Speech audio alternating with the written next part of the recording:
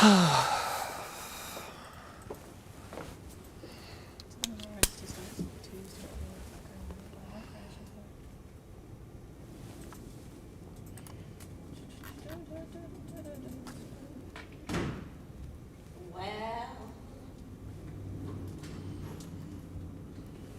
I joined church Sunday. You walked to the front? I walked to the front and I did not want to. I was like, ugh. She came up That's to the the. most embarrassing 10 minutes of my life. No, you shouldn't. Don't worry about what anyone else thinks. Surrender. Oh. Yes, I'm like, let me go down. He has like 4 times. I was like, let me just walk down here. Ain't nobody else going. I guess it's gonna be me. Guess I gotta go.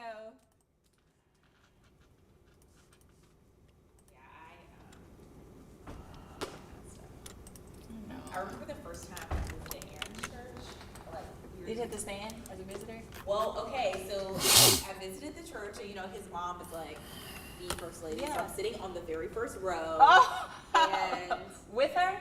yeah, I'm sitting next to her. Aaron is kind of like running around doing, executive stuff, so just making sure everything's running smoothly. I don't think he was with me. Maybe he was sitting down with me next to the time. But they asked if there were any visitors to like raise your hand or something, and I collectively could not do it. And his mom was like nudging me like, welcome, like, it's so like nonchalant to her, and I literally could not, and I just felt so embarrassed.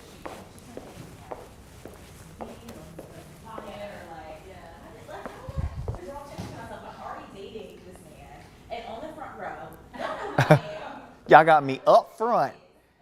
I'm at least 4 or 5 pews back. Okay. I'll be in the lower level of the bowl. Okay. She's trying to show out.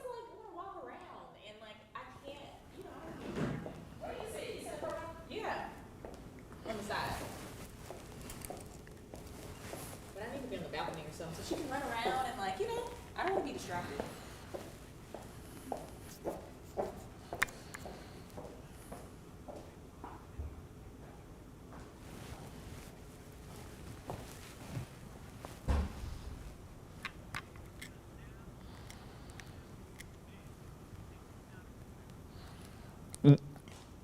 Yeah, you're right, Andrew. It was absolutely gorgeous across the entire area. Now, we did have a couple of hiccups out east. We had some more clouds and even a shower or two at places like Selmer and Corinth, but most spots were dry. And of course, now we're rolling into a very dry start to your morning. Look at the numbers as you're stepping out the door this morning. Covington and Brighton, 50 degrees this morning. Brownsville, Alamo, up towards Maury City as well, up into the down to the 50-degree mark, as well as Bolivar and Whiteville this morning. We've got 53 in Senatobia this morning as you're starting off the day. Also near Coldwater, we got 52 in Batesville and Como this morning. 57 Marianne and Rondo, Brinkley and Forest City at 51. 57 in Wynn and Parkin this morning. Got 55 Harrisburg, Mark Tree, 53 Osceola, as well as Blytheville. So that's where we're starting off. All thanks to high pressure building in the wake of 2 fronts that have rolled through the area. The first front rolled through here as we rolled through Saturday. Second front came rolling through here yesterday, and that is what has brought down the drier air into our area. We had temperatures ranging from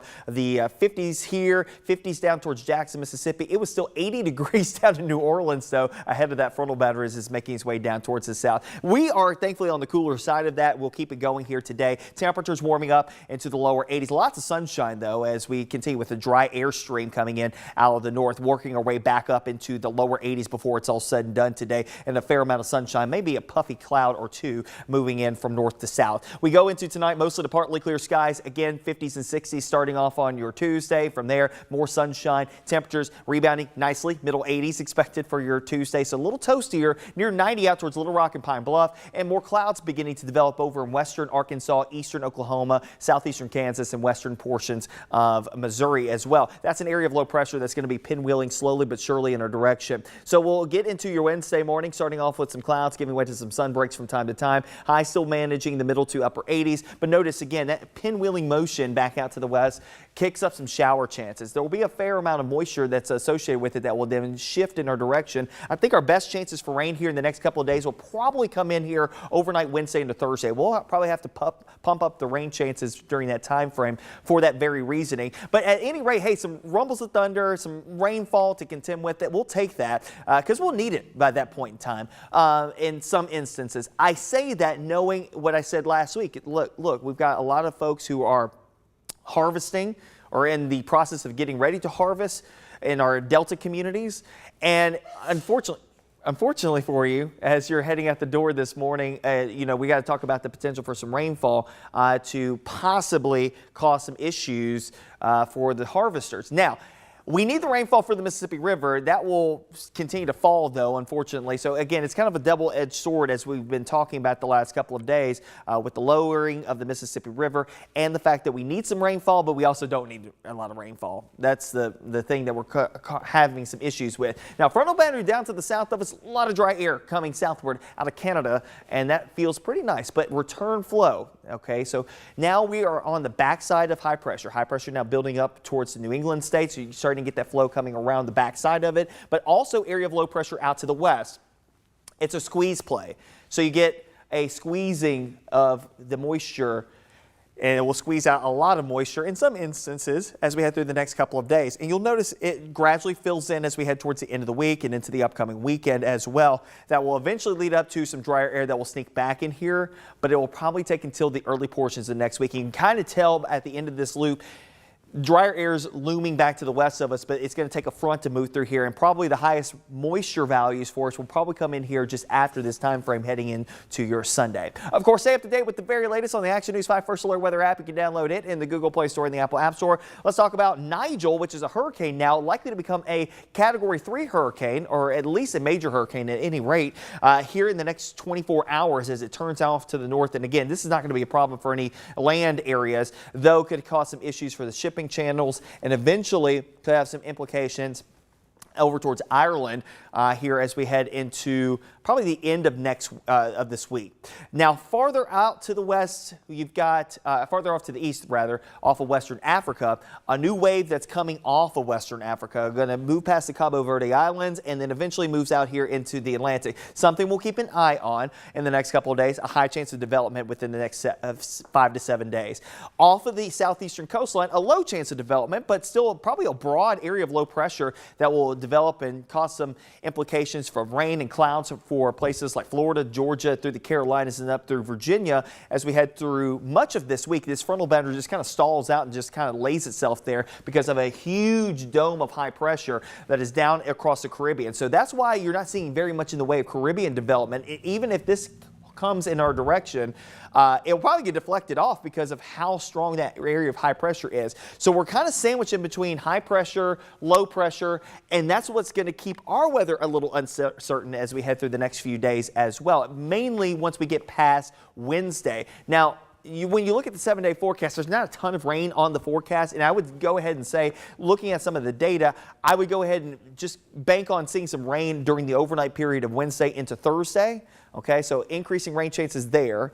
Into early Thursday, partly sunny skies otherwise, temperatures in the 80s, and then upper 80s and middle 80s Friday, Saturday. The chances for rain a little bit lower, kind of 10% or less type of situation, and then that next front would approach us by Sunday. And if you look at the extended 10-day forecast on the Action News 5 First Alert Weather app, you'll see the temperatures coming down for that first week of fall. Next week, of course, fall begins this weekend. In the meantime, kind of bookending our forecast with lower 80s in between middle to upper 80s. So kind of a summer's last stand type of situation for us as we head through this week. And you'll notice the temperatures creeping upward. Of course, the muggier air coming along with it, clouds and sun mixing in there, and a couple of chances for some showers coming up. But again, not a washout by any stretch here on the forecast. And again, I think the best chances for us will probably be overnight Wednesday into Thursday. So we'll see how long that lasts into your Thursday before we get into a drier situation for a couple of days there, Friday, Saturday, and then we'll probably have a wetter day coming up on Sunday.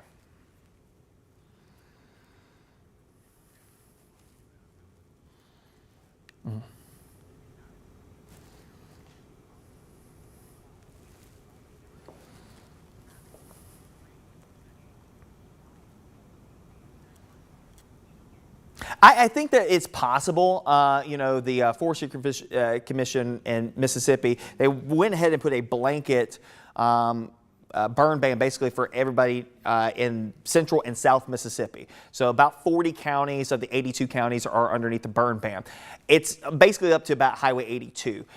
There are higher implications because of the fact that they were very hot. Remember, those areas were like 100+ degrees for the better part of August and late July, and for multiple days on end where they were 100, 105 degrees on a daily basis, and no rain to go along with it as well. So there were multiple days there while they were getting no rain. Meanwhile, just to the north of that big ridge of high pressure that had dominated their forecast, we were right on the edge of it, and we were getting rain pretty frequently. That's when we were getting our big storms rolling through our area. So we got lucky in that regard because we were able to kind of keep up. But if we had been underneath that ridge, we'd be in the same boat. We're getting to the point, though, Andrew, that as we dry out the soil, we will in turn dry out the air and in turn dry out the temperatures and allow for them to warm up a bit more efficiently. We actually saw that this weekend, getting a little warmer than guidance were trying to get us up to. And that's kind of our thought process on our forecast here in the next couple of days, because we are dry and we have dry air, which warms more efficiently, that our temperatures are going to pop up a couple of extra degrees. Now, once we get a couple of showers in here, I think that will dampen us a little bit, but it's not a ton of rain that we're talking about here. And even the next best opportunity for rain, probably Sunday to Monday, it looks a little better chance that we could dampen things locally. And even for our friends down south, I think that they will have a little better chance for some more rain heading into next week as well, as the area of low pressure sinks down there. Is it possible that we could have some burn bans? Yes, it is a possibility. But right now, just given the fact that we are going to see some rain here in the next couple of days, it should help us out to kind of keep things dampened. But I go back to what I said earlier. We have so many farmers out there in the Delta that need the dry weather to get out and do the harvest. And if you get some heavy rainfall potential, it's going to cause some issues for them to get out there, not only from the standpoint of just getting out there into the fields, but also from potential rot. So that's another thing that we'll have to kind of watch out for here in the next few days.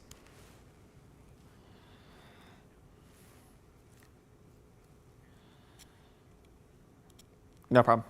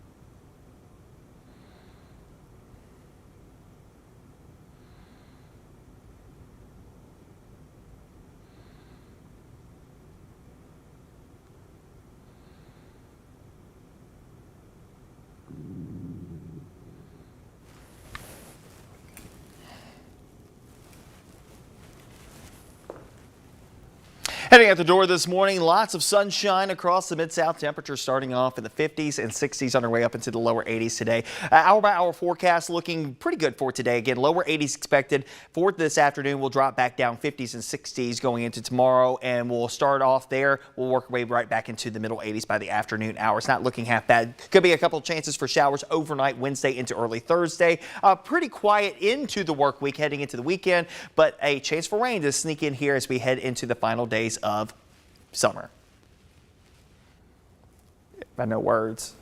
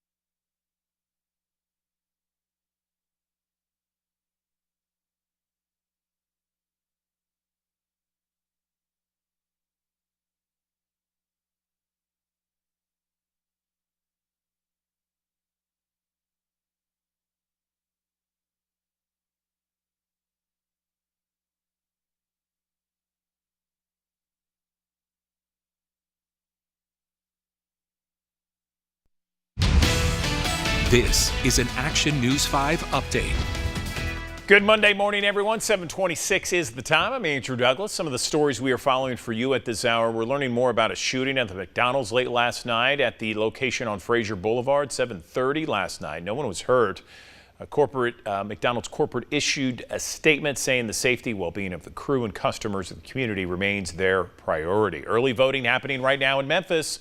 On the ballot, of course, the mayor's position, also every Memphis City Council seat. You can go to nearly any precinct to vote early until September 30th. Election Day is set for October 5th. Let's get a check of a fantastic forecast once again with meteorologist Patrick Ellis. Hey, Patrick. Hey, Andrew. We're starting off with a lot of sunshine. TDOT camera 40 at the Shelby and Fayette County line this morning. Nice and quiet. Look at the numbers, though. I mean, deep into the 50s in a lot of spots this morning. 50 in Somerville. We're at 52 in Covington. Officially at Memphis International 61. And a lot of sunshine will push the numbers back up into the lower 80s this afternoon. And of course, we'll keep that sunshine theme going as we head through the next day or so. But there will be some more clouds sneaking back into the fold for your Tuesday, though a little toastier in the middle 80s. Upper 80s by Wednesday. Chances for scattered showers overnight Wednesday into Thursday. Another wave of rain by Sunday.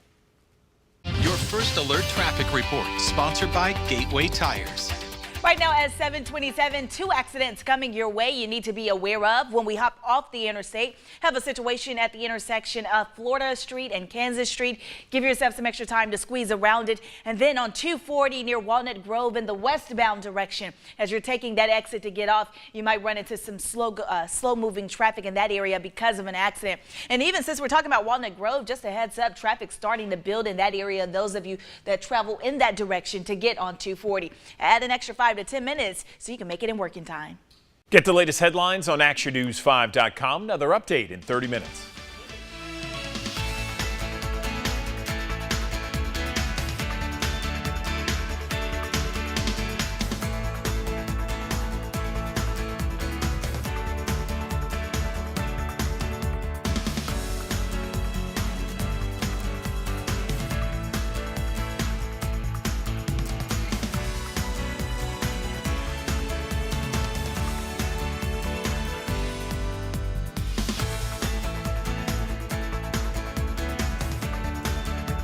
I'm just thinking to myself, like, really? I mean, it's already like an intimidating place, but it's like I saw how they played. I was like, you know what? They're not bad. Right. We'll see. No, they're not bad. It is a long.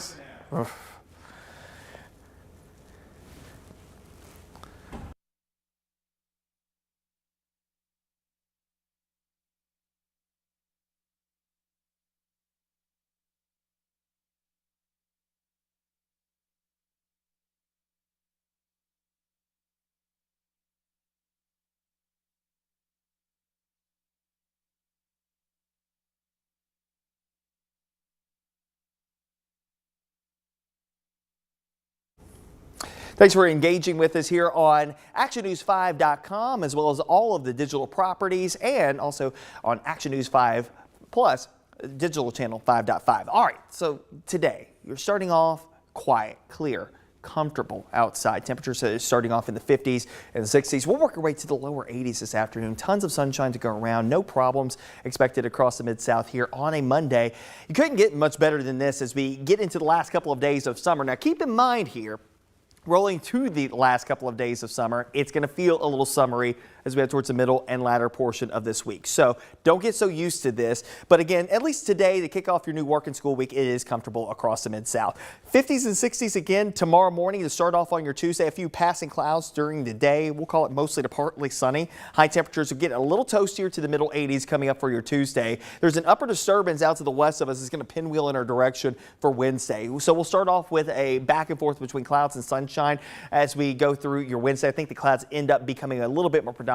Temperatures middle to upper 80s again on your Wednesday. And by Wednesday evening, late afternoon, we might see a couple of showers, but I think the bulk of our rain probably starts to move across the Mid-South heading through the overnight period of your Wednesday into early Thursday. So something to be cognizant of, some wet weather to contend with there. No severe weather, but just some wet weather to contend with heading into the Wednesday night into early Thursday time frame as an area of low pressure starts to make its way off towards the east. Tons of dry dry air in place right now. But notice as we go into the next few days, moisture starts to encroach from the Gulf of Mexico, and we get into a squeeze play situation. There's actually a big ridge of high pressure that will be developing across the New England states that will ridge down towards the Appalachians and then work its way into the Mid-South. So that keeps us kind of wedged in between that and then the moisture out to the west. And it will actually hold back the area of low pressure from making major inroads to the east as we head through the next few days. That high pressure ridge is going to be pretty stout, but still, at any rate, you're still going to notice an increase in cloudiness, an increase in moisture, and also the chances for a couple of passing showers. I think our best chances for rain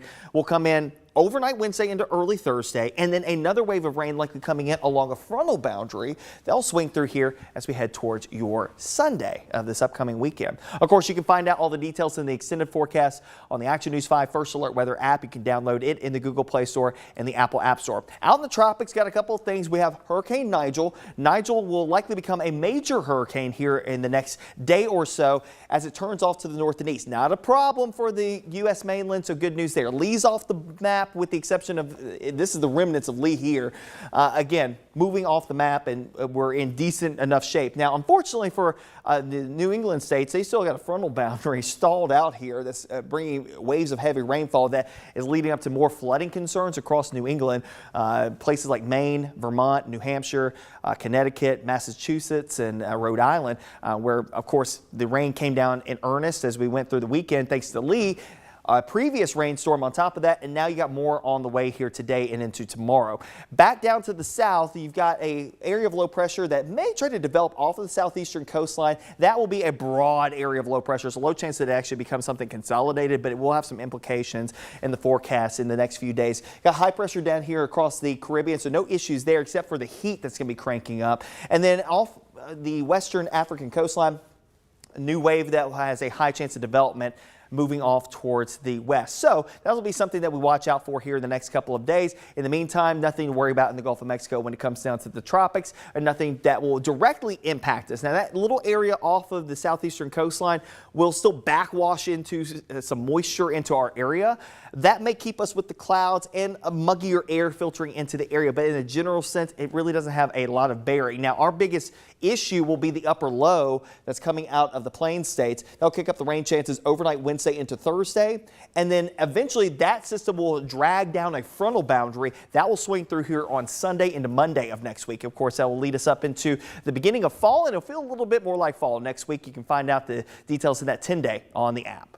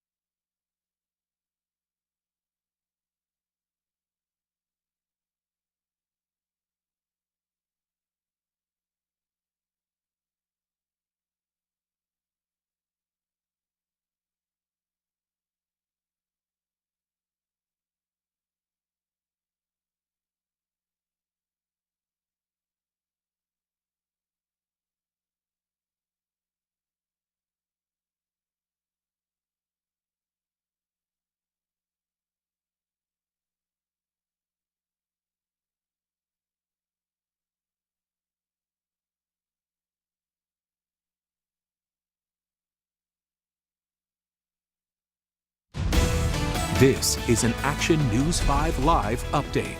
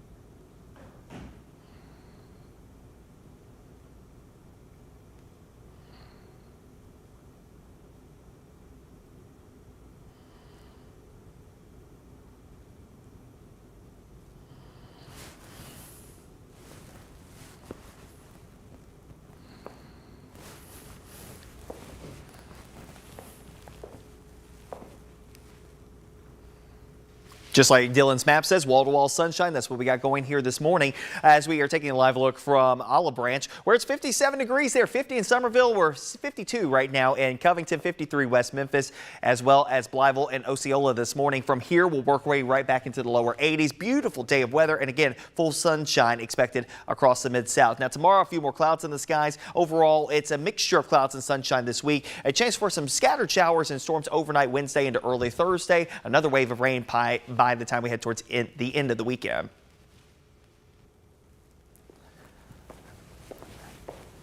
I don't know words. What are words?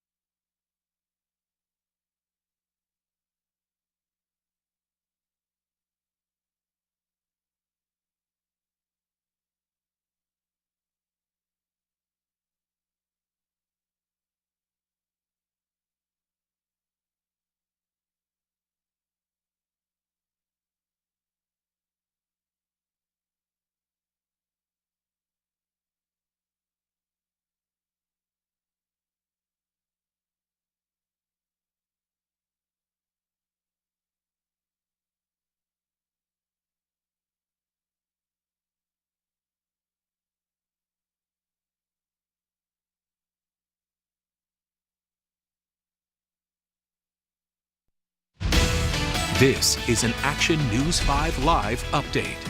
7:56 here on a Monday morning. A live look from our High 5 camera here in Midtown. You're looking back off towards the east and getting a quiet start to your day and feeling pretty comfortable as well as temperatures continue to slowly but surely start to creep back upward. Right now we're 61 degrees and probably get the latest update here in just a second from there it goes 65, the current number at Memphis International. 51 over in Somerville, or 58 degrees right now West Memphis, 61 in Olive Branch. So from here again we continue that upward trend back into the lower 80s before it's all said and done. Dry air tends to warm more efficiently. Of course, we'll have a ton of sunshine to help to warm the air and a north breeze that will try to keep us in play here today in the lower 80s. We'll go middle 80s for your Tuesday, mostly to partly sunny skies, upper 80s for Wednesday, and a chance for a couple of showers overnight Wednesday leading into your Thursday. Keep the temperatures in the 80s, overnights in the 60s, and actually trending a bit warmer and a bit muggier as we head towards the end of this week. Heading into the weekend, a chance for a couple more showers and rumbles of thunder rolling in here along a front by Sunday. Your first alert traffic report, sponsored by Gateway Tires. Things are starting to pick up outside on the roadways this morning. Lots of red developing on my map, but they're in those typical hot spots that you usually see a crowd near the flyover as you're making your way from that stretch of 40, going towards 240 at Walnut Grove, on 385, making your way towards 240, and then those of you coming from 55, making your way into Midtown. So definitely want to keep that in mind, but I also have a few accidents you need to be aware of. If we take a look at my list, my friends in Mississippi, there's an accident at State Line Road at Malone Road, and then North Mississippi, Raleigh-Millington Road at Elma Road, and Germantown Road at North Street. So if you travel in any of those areas, tag an extra 5 minutes just to make your way through it. But another look at my traffic map this morning, you see the red near the flyover, 385 going towards 240, and on Walnut Grove, making your way towards 240.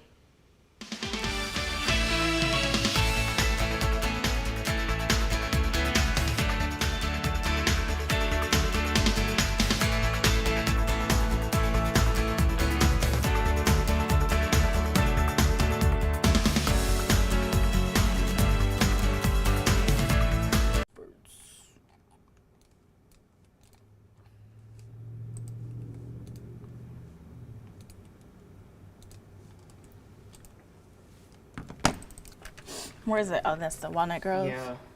Yeah, that camera will not come up. Oh, there we go. There we see him. Yeah, that's right before Yeah. Walnut Grove, on the outbound side, so going towards 55. Westbound. Yeah. Oh, forgot. Sorry. And then I think you got a lot of people just stacked up trying to get on here, and then you got. And then they slow had an early traffic. morning accident, so it's some cars over on the shoulder. That's probably why they're tapping on the brakes too. Here I come, Curtis. Let me read through it. I'm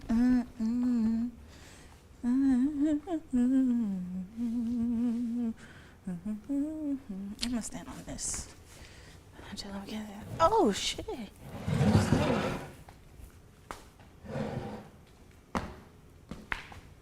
Jayla McKenzie says she is still looking for answers about her son's death. Last week, the Shelby County District Attorney's Office released body camera footage from the shooting. Memphis police say there was an exchange of gunfire between McKenzie and officers during a foot chase Saturday. She said MPD is not being transparent about her case and other investigations. McKenzie says she'll keep pushing for more information as the Bureau of Investigation is still investigating this case. The investigation continues into a fatal fire, a deadly fire at a Midtown high-rise. The fire happened at Brighton Towers on Poplar Avenue near North Claybrook Friday afternoon. 2 people were killed in the electrical fire. Fire officials have since ruled the fire accidental.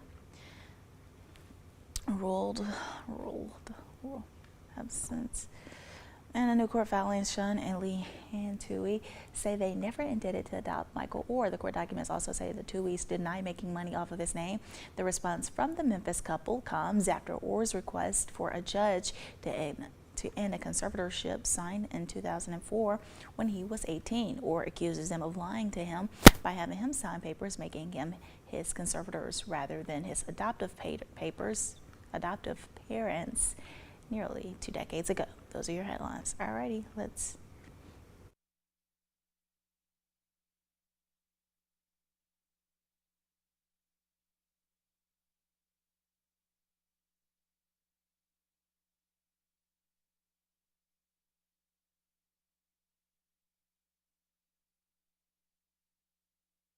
Here are some stories we are following in the Mid-South. The mother of Jalen McKenzie says she is still looking for answers about her son's death.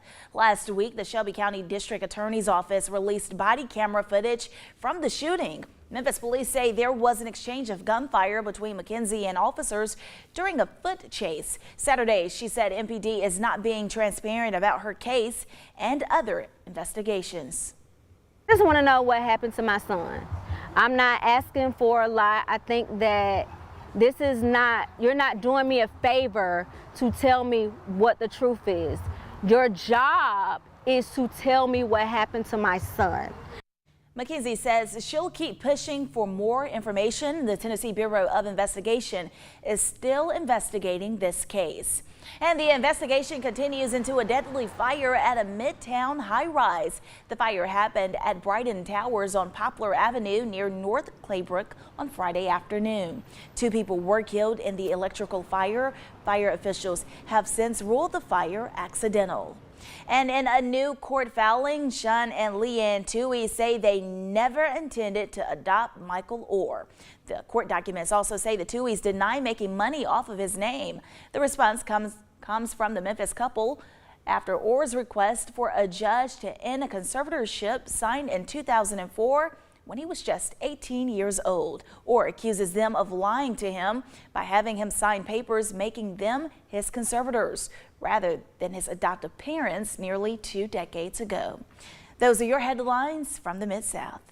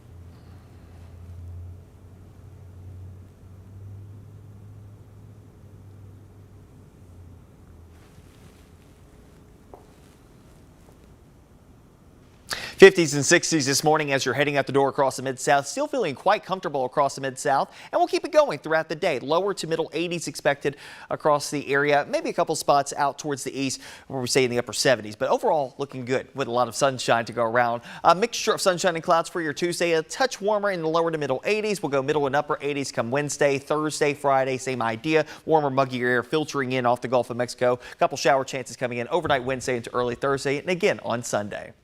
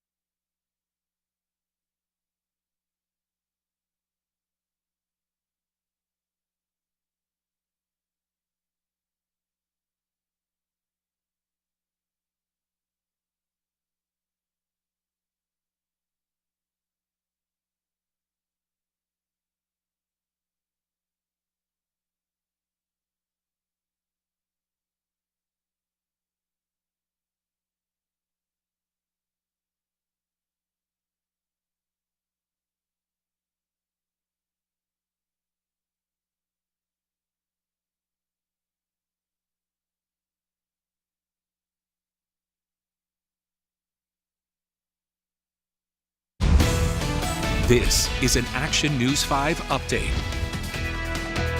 And thanks for joining us here. It's 8:26 on a Monday, a live look from our High 5 camera here in Midtown. You're looking back down Union over towards downtown. Again, clear, crystal clear skies this morning as you're stepping out the door. We got temperatures that are starting to rebound now. 65 officially at Memphis International, 61 Olive Branch, Pottscamp, 52 over in Somerville. We're 63 presently in Selmer, 55 Covington, 58 over in West Memphis. And again, a lot of sunshine will push the temperatures up pretty quickly here this morning, working our way up into the lower 80s before it's all said and done. A couple spots maybe tagging the middle 80s. There is a chance that we could catch a couple of showers overnight Wednesday into Thursday. Wave of clouds still in there, warm and muggy as well. Temperatures in the 80s, overnights in the 60s. Next best rain chance coming in here as we head towards your Sunday. Your first alert traffic report, sponsored by Gateway Tires. Let me take you outside to the problem spot. This is 240 at Walnut Grove in the westbound direction, so going towards 55. You can see we have that shoulder blocking, slightly blocking one of the lanes, so it's causing a slow go of things in that direction. So you want to tag an extra 5 minutes. You can see that red developing on my map coming from 40 and making your way on to 240, and that's really where you're seeing all the red on my map this morning. Everything else seems to be in the clear. When we hop off the interstate, I'm still following those accidents I told you about earlier. We have that crash at State Line and Malone, Raleigh Millington and Elmo Road, and another crash working out of Germantown Road and North Street. Plan ahead.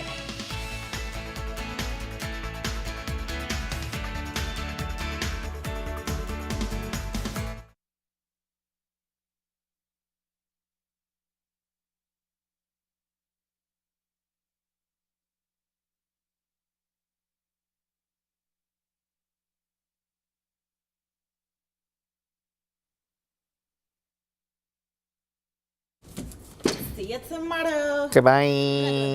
No. You out of here.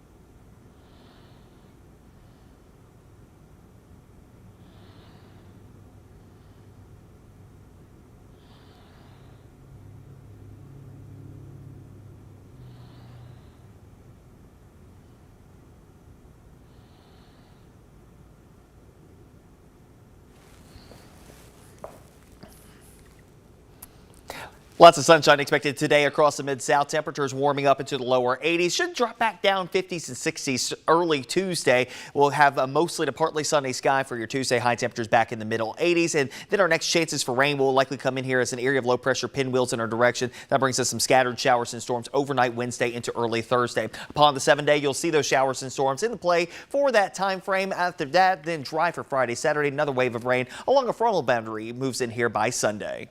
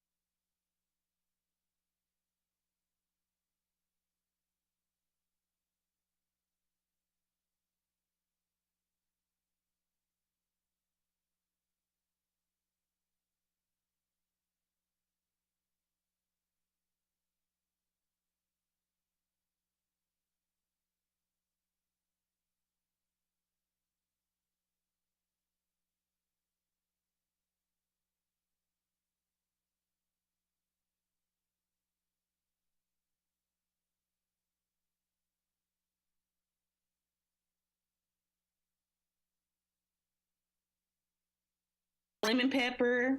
The list goes on.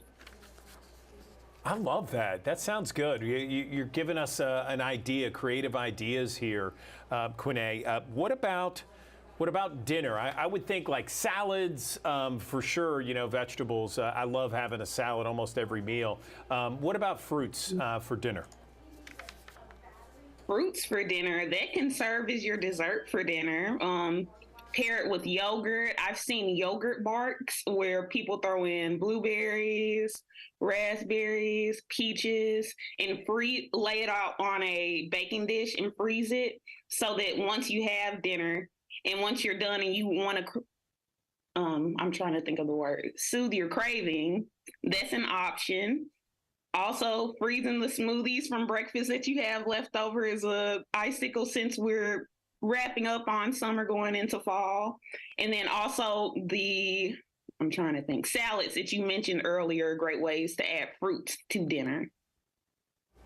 I like it. I like it. Let's talk about any other tips that you may have just to sneak in a little more fruits and vegetables. I was surprised to read that the average American consumes 2.7 servings of fruits and vegetables a day when we need more, you know, I guess closer to 5.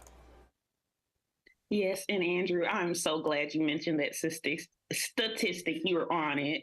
But another way that we can add in more vegetables specifically, I like to key in on mushrooms again because it's my favorite. But also I've seen even in restaurants where they add mushrooms to meat mixtures.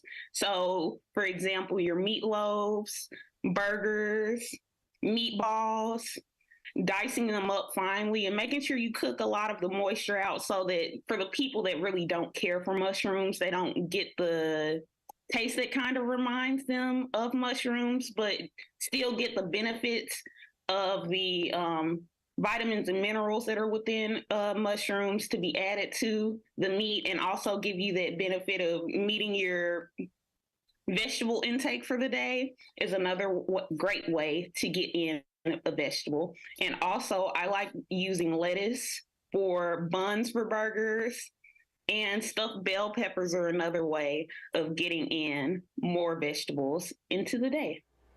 It's so good. You're making me hungry here, Quinay. I mean, these are all awesome ideas and suggestions. Really appreciate it. We have thousands of people that watch us each and every morning here on the digital desk. So I know that everyone is really happy with a lot of these suggestions. Quinay Johnson, clinical dietitian at Regional One Health. Thanks so very much for joining us. We appreciate it. Thank you so much, everyone. Have an amazing day.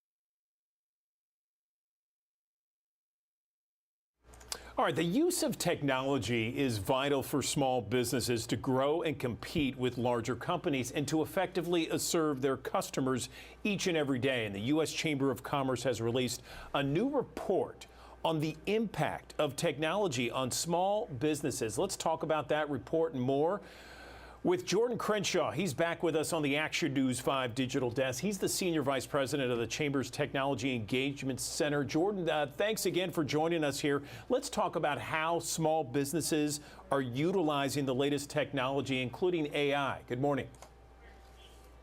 Good morning, Andrew.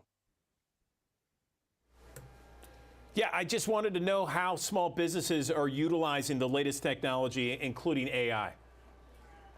So what we found is that 95% of small businesses are using at least one type of tech platform. And some of those popular uses are things like marketing and promotions, processing sales, communicating with customers, and things like accounting and payroll management.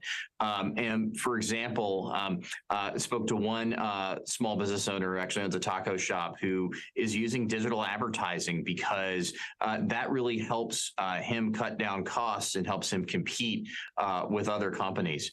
And so one of the other things we found really interesting out of this report too was that nearly a quarter of small businesses are actually using artificial intelligence, which is going to be an absolute game changer. You know, I hear about that all the time. I want to go back to what I mentioned on the top of our interview, that the impact of tech on small businesses. Tell me more about that. So last year, we released the first version of this report, and that report found that small businesses that use tech weathered the COVID-19 pandemic better. We're seeing similar trends in this year's report. For example, small businesses that used multiple types of tech platforms actually reported higher sales, profits, and hiring of employees. And we're dealing also with challenges related to inflation currently. And 78% of small businesses said that tech platforms help them cope with inflation and help them not have to pass costs on to consumers. So tech's a big deal. And the vast majority of small businesses actually told us that these platforms are helping them compete with larger companies. There's no question technology is certainly a big deal. AI, I mean, we just hear about it all the time. It feels like, I don't know, maybe like last fall we started hearing bits and pieces about it, and now it's just, you know, full court press. Each and every day we hear about how small businesses are adopting AI much more frequently. What else? What other kind of technologies are they adopting? Well, 4 in 5 are actually using social media to reach customers. I spoke with the owner of a coffee shop who actually did cooking classes on social media live to stay relevant and connected to his customers. And it really helps develop a loyal following. Also, half of small businesses are using digital payments and point of sale tools. So when you go to like a farmer's market, you can actually go cashless. But taking things back to AI a little bit, those companies that are using AI, we saw a 12-point jump between them and those that aren't using AI currently, and in terms of the likelihood of an increase in profits. And 39% of small businesses are actually planning on using AI in the future. Yeah, it's interesting. I'm someone who loves to see the advancement of technology in that way, but there's a lot of people that are concerned about AI, artificial intelligence, and what the future may hold. And there's a debate going on about regulation. Do you think we should regulate it? And if so, where's the chamber stand on it and how much? Well, actually, recently, the U.S. Chamber's bipartisan and independent AI commission actually came out with a report earlier this year, and it recommended that we need risk-based regulations when it comes to artificial intelligence. Not a pause, not a ban, not a moratorium or like a one-size-fits-all approach to AI regulation. It really depends on the risk of how it's used. But when I talk to small businesses, and what we also learn is that 70% of small businesses are very concerned about losing access to data and that it would harm their operations and ability to compete. And a majority of small businesses said that they're concerned about having to comply with out-of-state regulations. For example, Tennessee just passed a very good privacy law. But if you're a Tennessee business who's going to have to comply with California's privacy law and other out-of-state laws, that can only drive up the cost of litigation and compliance as you're trying to navigate that whole field. So that's why it's so important that Congress adopt a single risk-based AI framework, and we need Congress to also pass one single national privacy law for the entire country. That makes sense. Can you tell me, how far are we from getting that to happen, and where can people go for more information on all this? Well, actually, just this week, the U.S. Senate began to take up that conversation about how to deal with AI in terms of regulation, with tech CEOs coming to D.C. to talk about it. We also actually sent a list of our own policy recommendations today to Congress, a 9-point plan on how to address AI. So it's good that conversation is getting started. But if you want to learn more about our work on AI or small business, you can actually visit us at uschamber.com. Jordan Crenshaw, really appreciate the conversation. Always interesting when you come on the digital desk. Thanks for coming back once again. We appreciate it. Thank you.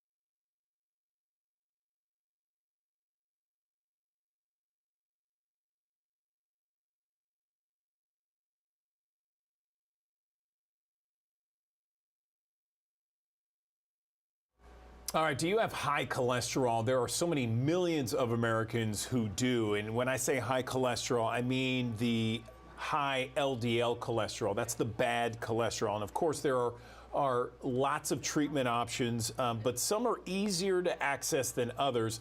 Let's talk about the issues with high bad cholesterol with a preventative cardiologist, Dr. Seth Baum, joining us on the Action News 5 digital desk. Dr. Baum, thanks for being here. I appreciate it. Can you discuss high LDL and how that can increase a person's risk for a heart attack or stroke? Good morning. Good morning. Absolutely. The first thing to recognize is that heart disease remains the #1 killer in the United States. And LDL, or what is dubbed the bad cholesterol, is a major driver of heart disease. It causes our arteries to clog. It causes stroke and heart attack, and it can cause cardiovascular death. So it is a major risk factor that we need to address. We all need to know our LDL numbers. We all need to then reduce our LDLs to a safe zone, if you will. And we have plenty of therapeutics to be able to do that, which is the really good news. The bad news, however, is that insurance companies often block prescriptions that your doctors may write for you for some of the more advanced cholesterol-lowering therapeutics.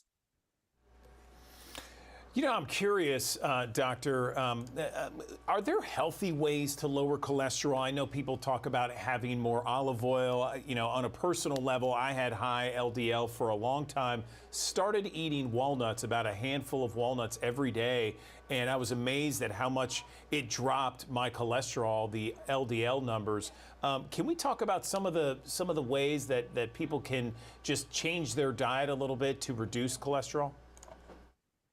Absolutely. So what we call therapeutic lifestyle changes are fundamental in cardiovascular disease prevention.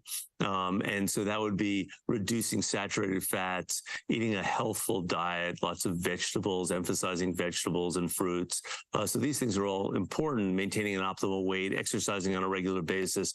The problem is that with most people, this is inadequate to reduce LDL to the levels that would reduce your cardiovascular risk adequately. So while we support and encourage therapeutic lifestyle changes in everyone, very often we need to do more.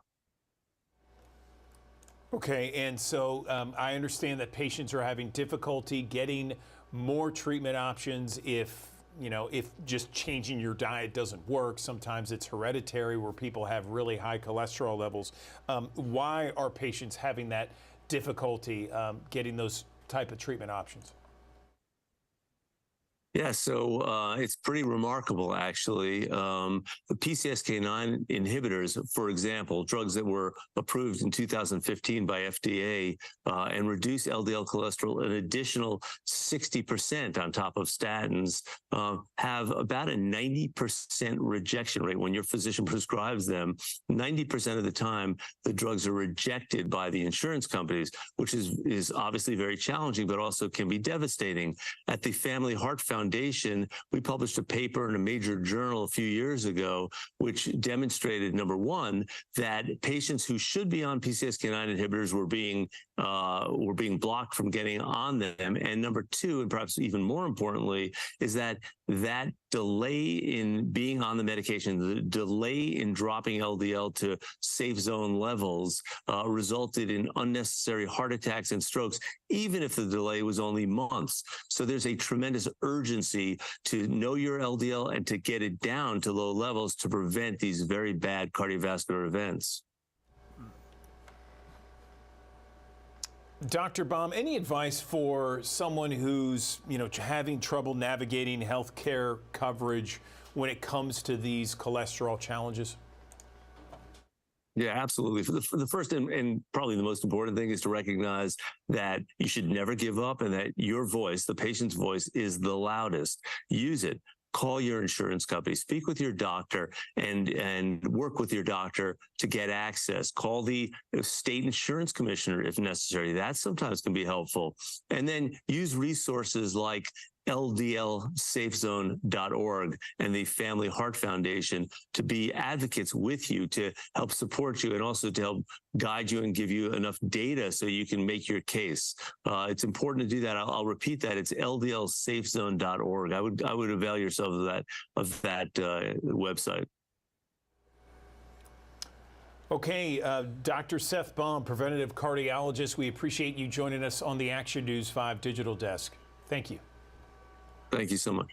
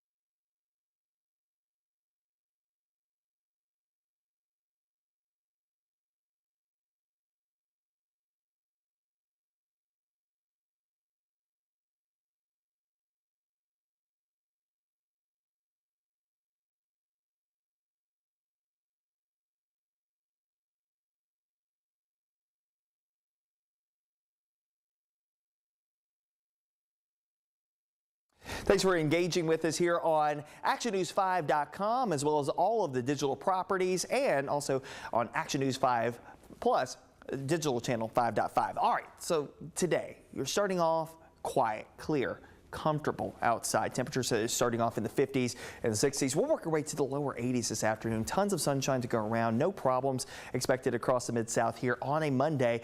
You couldn't get much better than this as we get into the last couple of days of summer. Now keep in mind here, rolling to the last couple of days of summer, it's going to feel a little summery as we head towards the middle and latter portion of this week. So don't get so used to this. But again, at least today, to kick off your new work and school week, it is comfortable across the Mid-South. 50s and 60s again tomorrow morning to start off on your Tuesday. A few passing clouds during the day. We'll call it mostly to partly sunny. High temperatures will get a little toastier to the middle 80s coming up for your Tuesday. There's an upper disturbance out to the west of us. It's going to pinwheel in our direction for Wednesday. So we'll start off with a back and forth between clouds and sunshine as we go through your Wednesday. I think the clouds end up becoming a little bit more predominant. Temperatures middle to upper 80s again on your Wednesday. And by Wednesday evening, late afternoon, we might see a couple of showers, but I think the bulk of our rain probably starts to move across the Mid-South heading through the overnight period of your Wednesday into early Thursday. So something to be cognizant of, some wet weather to contend with there. No severe weather, but just some wet weather to contend with heading into the Wednesday night into early Thursday time frame as an area of low pressure starts to make its way off towards the east. Tons of dry dry air in place right now. But notice as we go into the next few days, moisture starts to encroach from the Gulf of Mexico, and we get into a squeeze play situation. There's actually a big ridge of high pressure that will be developing across the New England states that will ridge down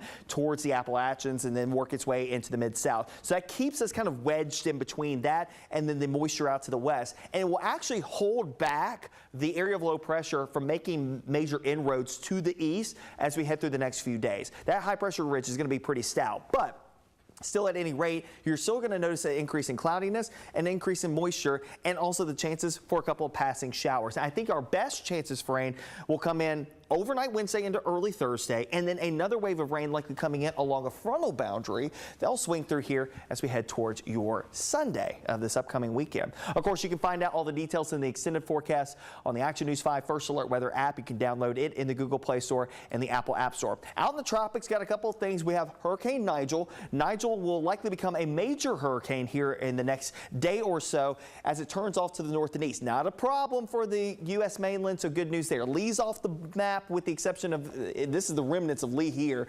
Again, moving off the map, and we're in decent enough shape. Now, unfortunately for the New England states, they still got a frontal boundary stalled out here that's bringing waves of heavy rainfall that is leading up to more flooding concerns across New England.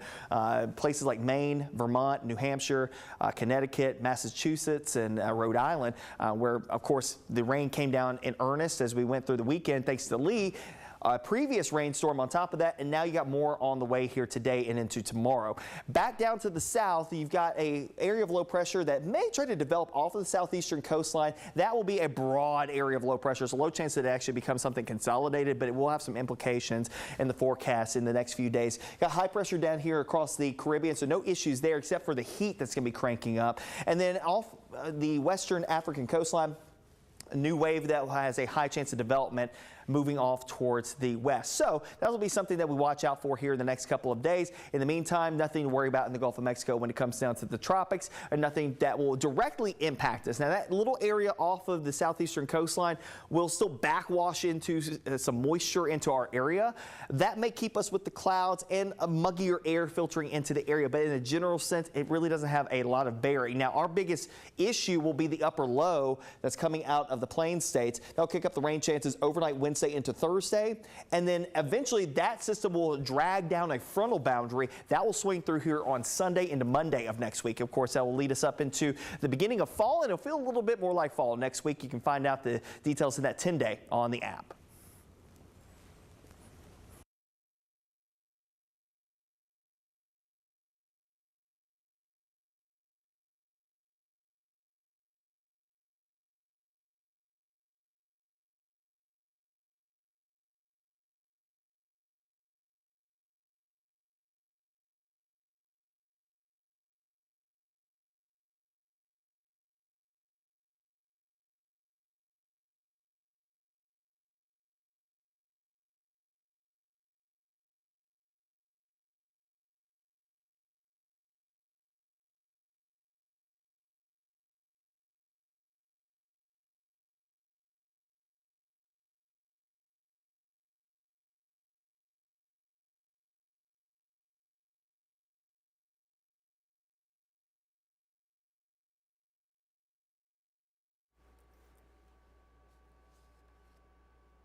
Good morning, everyone. Andrew Douglas in the Action News 5 digital desk. A mother concerned after her daughter was shot and killed sitting in her car in downtown Memphis. We first reported the shooting death of her 22-year-old daughter 3 weeks ago. Action News 5's Walter Murphy was there that night, and he is downtown talking with the mom who shares her story. Take a listen. She's always giving, funny, laughing. Spirits always up, just fun to be around. Sadly, Anita Wilkins will never get to experience that joy that her 22-year-old daughter, Charlisa Reed, brought into her life again. That's because she was shot and killed early in the morning on August 27th. That barrage of gunfire was filmed by Ronald Rowan, who was up early that morning shooting the storm that was rolling in over the Mississippi River. Instead, he caught the sounds of the bullets that are believed to have taken Reed's life. When the sun rose that morning, shells were still on South Main Street. The daylight also revealed that Reed's Mercedes-Benz, which she was reportedly sitting inside of, was riddled with bullet holes. As the day progressed, Memphis police released more details. Like this photo of a silver Dodge Charger police say is connected to the crime. MPD initially said that the shooting was a targeted attack, not just a random act of violence. I don't know if that's true, whether she was targeted or not. I'm left in the dark. Wilkins says the detective that she spoke with the following week told her that it wasn't a targeted attack. But when Action News 5 reached out to MPD to get clarity on that, they responded it's an ongoing investigation, which is frustrating for this mother who says as a former correctional officer, she knows that details have to be kept from the public. But as a mother, she feels that she has the right to be able to protect herself and her children from any potential harm. I just need some kind of communication trying to calm me down, my children now, because we don't know if we're safe, because we don't know anything about why this happened to my daughter. That was Walter Murphy reporting. It's also been 1 week since 21-year-old Tamia Taylor was last seen. Mother of two disappeared after she and her friends boarded a Memphis Riverboat cruise Saturday night to celebrate her 21st birthday. The Coast Guard joined in the search earlier last week, assisting Memphis Police Department. U.S. Coast Guard says it's providing an advanced modeling system used to track people or objects. Investigators say they have no persons of interest. Police Department is asking anyone who was on the Island Queen Booze cruise Saturday night to please contact them. Tennessee Innocence Project has opened its newest office in Memphis. It's an office dedicated to freeing those behind bars due to wrongful convictions. Executive Director says wrongful convictions typically happen because of witness misidentification and junk forensic science. Of the 700 written filings, 110 have been from Shelby County. So far, they've gotten 5 full exonerations with clients who've spent a combined 119 years in prison. She says their work gives clients a $1 million defense most could not afford. We investigate the case, we collect all of the records, we litigate for years if necessary. We have a case we've worked on for 9 years, we have a case we've worked on here in Memphis for 4 years. We will litigate the case till we get the result that we need to see. Tennessee was one of the last states to have an innocence organization launching in 2019. Van Dyke also says their office does not do in-person or phone meetings. There's an application process which must be mailed in. It's the first of its kind in West Tennessee. University of Memphis Law School is launching this region's first ever expungement clinic. Kelly Cook reports. Over the years, Memphis has hosted its fair share of one-day expungement clinics. Thousands of people lining up in hopes their records could be wiped clean. This is going to be ongoing, so people don't have to wait for a certain day or annual event, in a year's time. It's going to be a service that's going to be available all throughout the week. It's a new day in Memphis. The doors of the University of Memphis Expungement and Restorational Rights Clinic are officially open, staffed by the city's future legal minds. I jumped on the application like this is something that I need to do, I want to do. Third-year University of Memphis law student Michael Traylor is one of 4 students who's been working with residents to expunge records, restore voting rights, and reinstate driver's licenses. Yeah, I was helping a client with a driver's license restoration, and I saw him drive in, which I thought was really interesting. But that just goes to show, these people need to get to places, even to get their driver's license restored. They don't have anyone to drive them places. The clinic's director says probably the most important work these students and staff will focus on, the possibility of waiving court fees. I've worked with individuals that may owe $30,000. I've worked with individuals that owe $5,000 in one case. And so as you can imagine, that can be a huge barrier for individuals. Floyd says it's a valuable service for those re-entering society and for the students that will be helping them do so successfully. When you get to reach out to the clients who have a need for services, you remember why you came. Well, this weekend also marked the Collierville Balloon Festival, the 3rd annual fun family favorite in the 901. Organizers say 25 hot air balloons from across the country were in town for the festival. Lots of carnival rides, food trucks, music, and a kids zone. One attendee said with all the crime that's been going on, it's nice to have some positivity. One of the biggest things is fun and entertainment for all age groups, and just to be able to fellowship and enjoy one another in a nice scene, and no violence or crime, just everyone having a good time and enjoying their families. Last year, the festival donated $150,000 to schools throughout the Mid-South. When you carry everyday things in your purse or wallet, you could be at risk for fraud. Consumer investigator Rachel DePompa goes over 5 things you should never carry in your wallet or purse. Take a look. It only takes a second for a pickpocket to grab your wallet. Purses are taken all of the time out of vehicles and grocery store carts, which is why the AARP is asking you to lighten your wallet to keep thieves from having instant access to your cash. The agency says there are 5 things you should never carry around with you. First and foremost, don't walk around with your Social Security card. And if you are a senior, leave your Medicare card at home when you don't need it. While Medicare cards no longer carry a person's Social Security number, the account information listed on it is still very valuable to thieves. Keep barely used credit cards out of your wallet, because if your wallet is ever stolen, you might not remember which cards were in it and forget to cancel them. If you have a password cheat sheet, don't ever carry it around with you. That's something you never want to lose. And lastly, don't carry blank checks. That's essentially as good as a thief having cash if they get a hold of your wallet. With this Watching Your Wallet, I'm Rachel DePompa.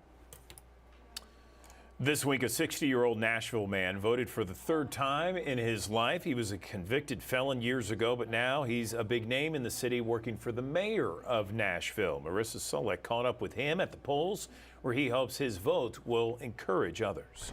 I feel like it's the 4th quarter, boy. I gotta wipe the sweat. I'm sweating and everything. Wow, this is wow. Nervous sweats are not what Metro's community safety director is used to. What's up, y'all? Hey! That's because while Ron Johnson is a familiar face to some, he's not one at the polls. Only the 3rd time I've done this in my life, so I'm so excited about it. The last time Johnson voted before this year's general election was in 1992, when former President Bill Clinton was elected. 2 years later, he went to prison, convicted for a drug felony. There's so many young men like me that think that their vote don't count. For almost 30 years, he never thought about voting until this election. I literally said that I am going to find out what do I need to do to get my rights restored. I got to put the real glasses on now. I'm trying to be cool with my shades on. To fill out this ballot, you stick it in there? And to cast it, Johnson got in touch with the head of federal probation and filled out paperwork. Oh, stick it right there. I'm going to get cool again now. Thank you now. He hopes this vote will encourage others once like him, even if it feels unfamiliar. But I guess it's just being that it's a different part of my life that I'm embracing. Maybe that's why I'm nervous. It's like a game, you know, until you get that first lick, and then it's on after that. But I feel good. I feel real good, really good. Okay, we're going to take a 60-second short break right now. We'll be back with more news on the digital desk right after this.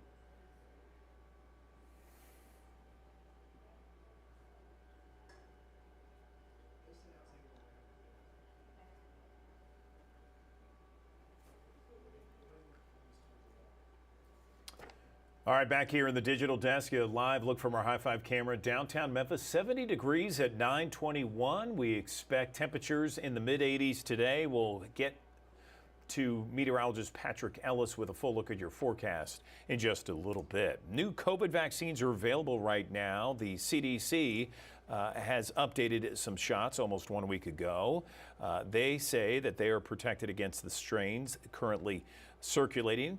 There has been an uptick in some cases here, but Governor Bill Lee says there will be no vaccine mandates and no mask mandates. We learned in the last one that The government does not need to tell people how to live their lives with regard to their own personal health. Those are decisions that they need to make, and that's the way it'll be going forward.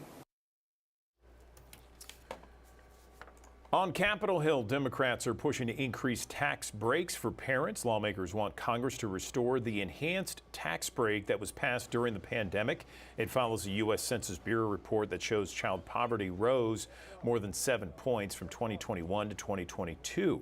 Republicans pushed different forms of a restored tax credit, including a narrow version and a version that would have included credits for unborn children.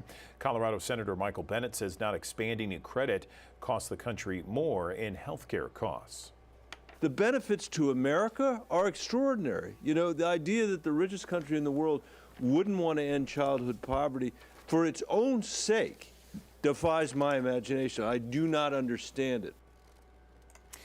Le Bonheur Children's Hospital is undergoing a multi-million-dollar expansion. The construction's part of the $95.4 million project at Le Bonheur. The blood bank will be the first space open to the community in October. Other phases will open over the next few months. Late spring, early summer of 2024 is when the project is expected to be complete. Innovative technology is helping save livers and in turn saving lives. Last year marked the 9th year in a row of record-setting liver transplantations. More than 9,200 people across the country received a liver, the most from a deceased donor, but several hundred got a liver from a living donor. It was the subject of our Best Life report, showing us that livers that were once thought not good enough for transplantation are being revitalized and reused. This is inside the operating room where surgeons are in the middle of a liver transplant. In the United States, we do roughly about 9,000 a year, 9,500 in the whole country. The main limitation is the number of donors. Since the 1960s, livers have been kept on ice for up to 9 hours until transplantation. Recently, that's changed. Now we connect these organs to special devices that infuse oxygen, blood, fluids into the organs. Using 2 different types of perfusion, cold and warm, to keep livers viable longer. Cold perfusion involves cooling the organ to 32 to 39 degrees Fahrenheit, slowing metabolism, reducing oxygen demand, and extending preservation up to 24 hours. Warm perfusion maintains the liver temperature at 98.6 degrees, mimicking the body condition for near normal function and better assessment during transportation. It's typically done for just a few hours. Livers that we would have been hesitant 5 years ago to do the transplant, now we can use, and the outcomes of the patient, the way the patient does after transplant is quite good. Even though more livers are being transplanted than ever before, more livers are needed than ever before. Right now, 10,000 people in the U.S. are on the waiting list for a liver transplant. The cold and warm perfusions are not just for livers, lung, heart, kidney transplant teams are also beginning to use them for transplantation. With Ways to Live Your Best Life, I'm Andrew Douglas, Action News 5.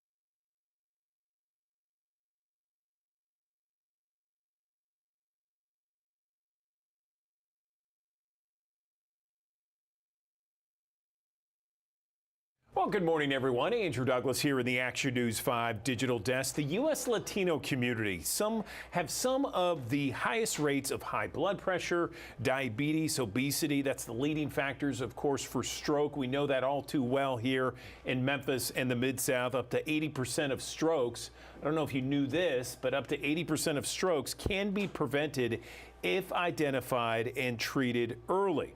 So right now there is a campaign that's been launched to help identify these strokes and just kind of inform people about stroke, heart disease, and what contributes to it so we can bring down those numbers. Let's bring in someone who knows a little bit about this new campaign. It's kind of interesting. I'd like to talk to him about it. Dr. Hugo Aparicio joining us on the Action News 5 digital desk. Appreciate you joining us, Doctor. Let's talk a little bit about this campaign. It's called Rapido. Tell me about it. It's an acronym, right? Yes, thank you. Appreciate you having me on the program. Rapido is a culturally sensitive Spanish acronym that's meant to raise awareness about common stroke symptoms, really targeting the Hispanic and Latino community. It's developed by the American Heart Association and the American Stroke Association, both to raise awareness, improve stroke outcomes, and address disparities that exist for Hispanic and Latino people in the United States. The acronym to learn how to spot a stroke is Rapido. In Spanish, it's R, rostro caído, A, alteración del equilibrio, P, pérdida de fuerza en el brazo, I, impedimento visual, D, dificultad para hablar, and O, obtén ayuda, llama al 911. And so what that means is it's words that, an acronym that helps recognize face weakness, loss of balance or equilibrium, arm weakness, sudden vision difficulty, sudden speech change or slurred speech, and finally a call to get help to call 911 immediately upon recognition of one or more of these symptoms. Yeah, I'm very familiar with that. I do a lot of work with the American Heart Association, so I know about some, various acronyms. But this is the first time I've heard about Rapido, and it's really important to have these kind of Spanish acronyms as a way to reach out to the Latina community. Tell me some of the reasons behind it. Well, as you know, since 2013, the association has promoted the FAST acronym for English speakers, recognizing face, arm, speech, and time. But according to research, only 18% of Spanish-speaking Hispanics and Latinos that were surveyed were familiar with stroke symptoms. That, in addition to the fact that the prevalence or the occurrence of stroke will increase over the next decade, up to 30% of Hispanic males will suffer a stroke by the year 2030. So it became an urgent priority for the American Heart Association to develop this Spanish acronym, Rapido. How do we lower our risk of stroke, Doctor? Well, risk of stroke has many factors that contribute to that increased risk. Some folks that have had a stroke in the past are at increased risk, and also it's an increasing risk with age. That being said, it's important to note that anyone can have a stroke at any age, and the risk is possible both in men and women. So the risk factors that we've identified that are most important to treat to prevent a stroke are conditions like atrial fibrillation, diabetes, hypertension, obesity, and high cholesterol. These are the most important risk factors that we know of that starting from early adult life, you should try to recognize, screen for, treat, and that can help reduce your risk because uncontrolled risk factors such as those really significantly increase risk of stroke. What else can we talk about with this new campaign? I mean, I'm sure it's not just for September, even though September is Hispanic Heritage Month. I mean, it's all year long, correct? Yes, what we're hoping with this campaign is to raise awareness of common stroke symptoms, because it is entirely true that stroke is preventable, treatable, and also beatable, meaning that we have about 80% of the strokes that we see are preventable. And then when a stroke is recognized, time is of the essence, because if we can have people call 911 and seek attention in the emergency room, they can first diagnose the stroke, figure out what type of stroke it is, and then we have treatments now that can really save lives and improve people's quality of life, lowering their risk of disability in the setting of a stroke. So all of these factors are very important, and it's something we can do with a specific focus, especially on the Hispanic and Latino community, to decrease barriers to care. Anything else you want to mention, Doctor, before we let you go? Yes, we have a lot of information online on the websites for the campaign. If people can refer to stroke.org/rapido for the English page, and then in Spanish, derramecerebral.org for more information and to learn more. Okay, Dr. Hugo Aparicio, we appreciate you joining us on the Action News 5 digital desk. Thanks so very much. Very important information. Thank you. Thank you again.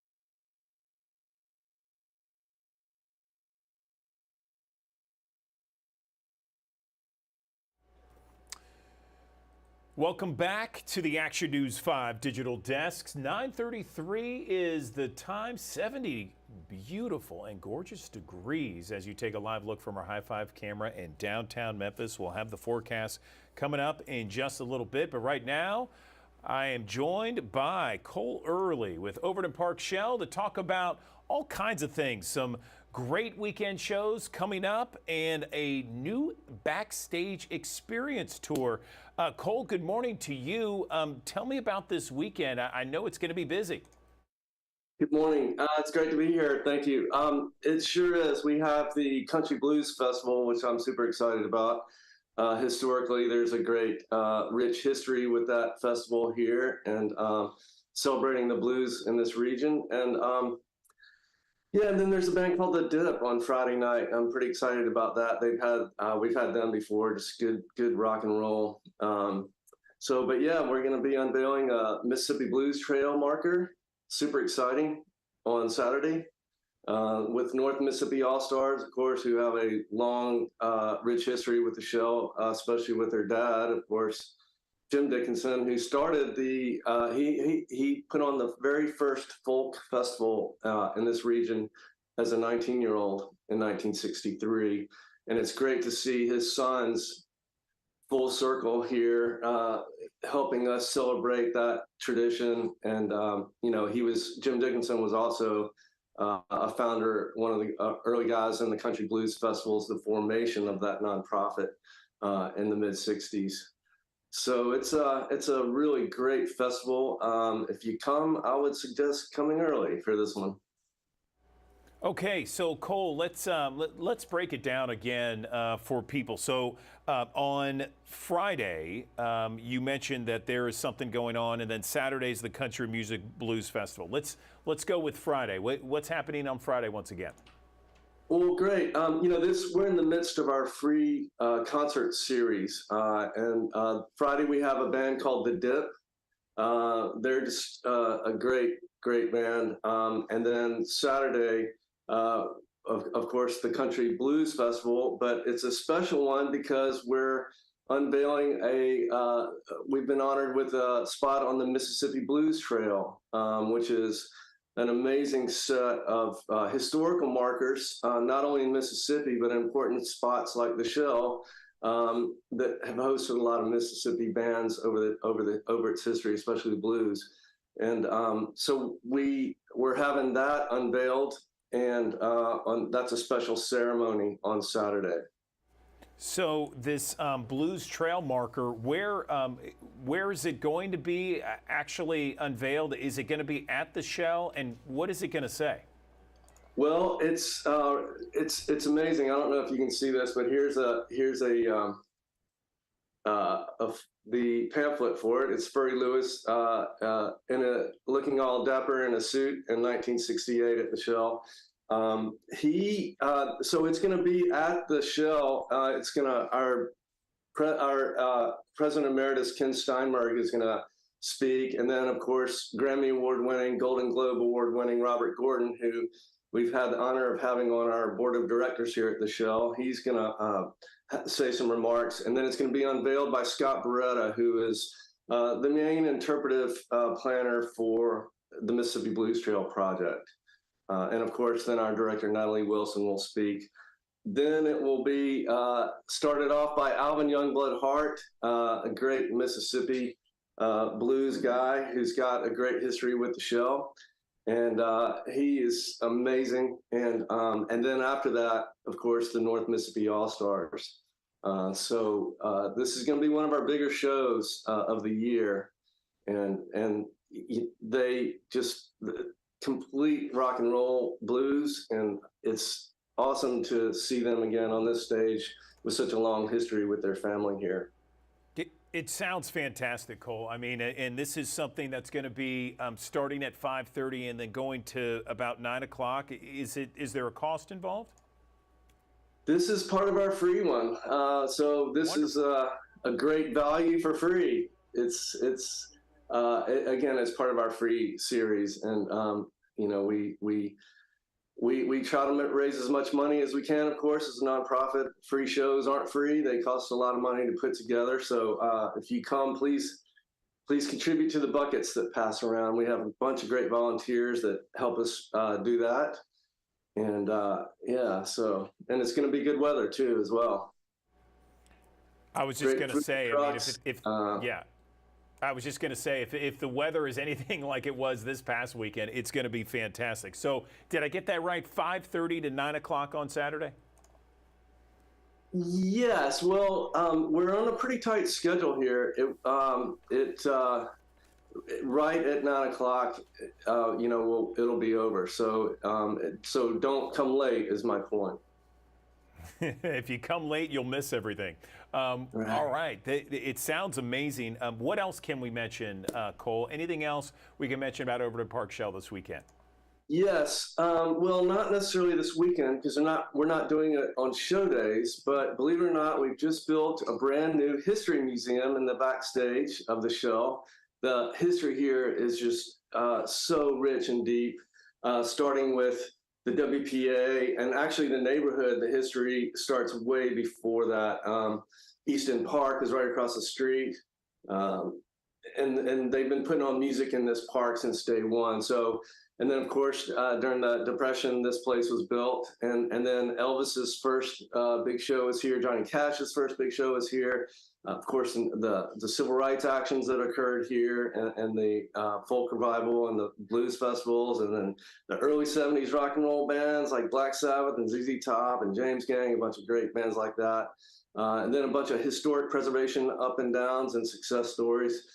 So it's a great experience. People are really enjoying it. The TripAdvisor and Yelp reviews are really impressive so far. So we're super excited about that. Please, if you're a music historian or you like the history of Midtown, please come and sign up online at www.overtonparkshell.org/tours. Tell me about this backstage experience tour. Well, it's people don't know what to expect, but once we started putting it together and started realizing things like, I don't want to give you the whole tour away, but for instance, the guy who designed the Shell actually designed Graceland. Elvis came back to the Shell in the mid-70s. There's all, and that's a great, cute story about him laying down on the stage and singing Swing Low, Sweet Chariot. So anyway, there's all this great history. Again, a lot of sort of rock and roll intrigue from the early 70s. And again, a lot of sort of controversy. And then the success stories of the historic preservation initiatives that happened here with the Save Our Shell people in the 80s and 90s, spearheaded by David Leonard and others. And then if it wasn't for them, we wouldn't be here, of course. If it wasn't for Noel Gilbert in '66 saving this place, we wouldn't be here. So there's all this great, cool stories. There are all these great, cool stories about saving cool things in Midtown Memphis. All right, Cole Early, Content and Archives Manager for Overton Park Shell. We really appreciate the deep dive on everything that's happening this weekend, the Backstage Experience Tour as well. Before we let you go, how can people be a part of that Backstage Experience? Again, it's just simply the easiest is on our website is www.overtonparkshell.org/tours. And it's just a couple keystrokes and you're in. We're doing tours 3 times a day, noon, 2 o'clock, and 5:30 every day, except for show days. So awesome. It's very easy, and we're really excited about having people and sharing this great history with people from not only Memphis, but from all around the world. Yeah, no question. There is a rich bed of history in Memphis and the Mid-South. Cole, really appreciate you talking with us. Thanks so very much. Good luck this weekend, okay? Oh, thanks so much. My honor. Have a good day, sir. Thank you. All right, you do the same. Thanks for engaging with us here on ActionNews5.com, as well as all of the digital properties, and also on Action News 5 Plus, digital channel 5.5. All right, so today, you're starting off quiet, clear, comfortable outside. Temperatures starting off in the 50s and the 60s. We'll work our way to the lower 80s this afternoon. Tons of sunshine to go around. No problems expected across the Mid-South here on a Monday. You couldn't get much better than this as we get into the last couple of days of summer. Now, keep in mind here, rolling through the last couple of days of summer, it's going to feel a little summery as we head towards the middle and latter portion of this week. So don't get so used to this. But again, at least today to kick off your new work and school week, it is comfortable across the Mid-South. 50s and 60s again tomorrow morning to start off on your Tuesday. A few passing clouds during the day. We'll call it mostly to partly sunny. High temperatures will get a little toastier to the middle 80s coming up for your Tuesday. There's an upper disturbance out to the west of us. It's going to pinwheel in our direction for Wednesday. So we'll start off with a back and forth between clouds and sunshine as we go through your Wednesday. I think the clouds end up becoming a little bit more predominant. Temperatures middle to upper 80s again on your Wednesday. And by Wednesday evening, late afternoon, we might see a couple of showers, but I think the bulk of our rain probably starts to move across the Mid-South heading through the overnight period of your Wednesday into early Thursday. So something to be cognizant of, some wet weather to contend with there. No severe weather, but just some wet weather to contend with heading into the Wednesday night into early Thursday time frame as an area of low pressure starts to make its way off towards the east. Tons of dry air in place right now, but notice as we go into the next few days, moisture starts to encroach from the Gulf of Mexico, and we get into a squeeze play situation. There's actually a big ridge of high pressure that will be developing across the New England states that will ridge down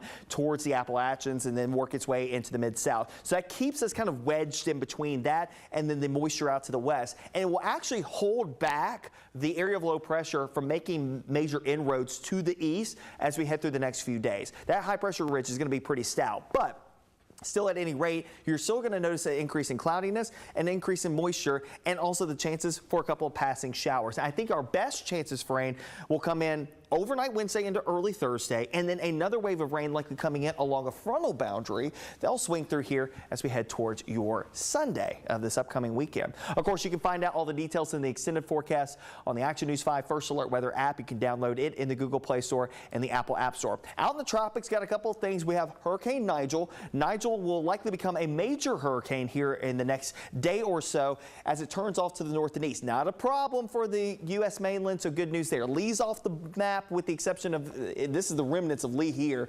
Again, moving off the map, and we're in decent enough shape. Now, unfortunately for the New England states, they still got a frontal boundary stalled out here that's bringing waves of heavy rainfall that is leading up to more flooding concerns across New England. Places like Maine, Vermont, New Hampshire, Connecticut, Massachusetts, and Rhode Island, where, of course, the rain came down in earnest as we went through the weekend thanks to Lee. Previous rainstorm on top of that, and now you got more on the way here today and into tomorrow.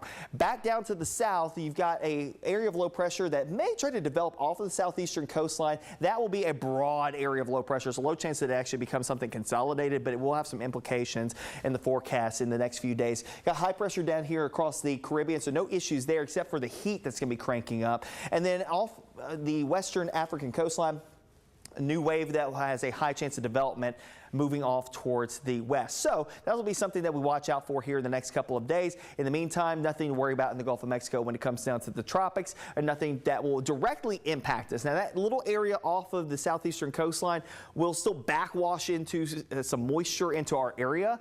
That may keep us with the clouds and a muggier air filtering into the area, but in a general sense, it really doesn't have a lot of bearing. Now, our biggest issue will be the upper low that's coming out of the plain states. That'll kick up the rain chances overnight Wednesday into Thursday, and then eventually that system will drag down a frontal boundary that will swing through here on Sunday into Monday of next week. Of course, that will lead us up into the beginning of fall, and it'll feel a little bit more like fall next week. You can find out the details in that 10-day on the app.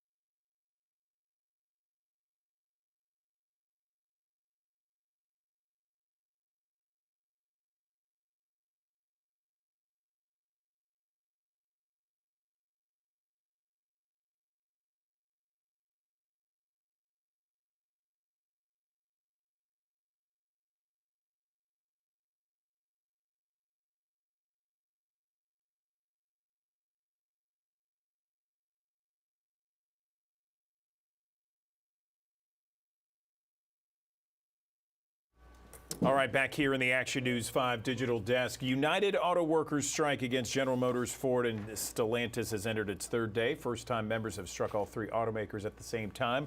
Rob Kirkpatrick has this update. The historic United Auto Workers strike is now in its third day, and the president of the union signaled more walkouts could be on the way. We're prepared to do whatever we have to do, so the membership is ready. The membership is fed up. We're fed up with falling behind. The union's demands include an immediate 20% raise, followed by 4 additional 5% raises each over the course of a 4-year deal, restoring the cost of living increases, pensions, and retiree health care coverage for all hires. The union is trying to recapture benefits workers gave up more than a decade ago when the companies were on the brink of bankruptcy. We want to be able to afford to buy the cars that we build. Our members are willing to stay in for the long haul. When we came out of bankruptcy, our starting pay at Jeep was $15.78. 14 years later, it's $15.78. There's something wrong with that. This strike is historic because it's the first time the union has selectively targeted plants operated by the big three, Ford, GM, and Stellantis at the same time. A county commissioner in Michigan who participated in the 1970 UAW strike joined auto workers picketing outside a plant in Wayne. The difference is everything moved and got better except the benefit in the wages for the UAW member. Negotiations are resuming with Ford and General Motors on Sunday, and the union said they had, quote, reasonably productive conversations with Ford on Saturday as both sides work toward an agreement. I'm Rob Kirkpatrick reporting. This weekend, thousands were in Midtown celebrating the annual Cooper Young Festival. Cindy Gray was there and caught up with people enjoying it all. It's just beautiful. The energy out here and the people out here are just smiling and vibrant. So I'm truly blessed to be here. Over 400 local artists from Memphis and across the country came together to celebrate this year's Cooper Young Festival.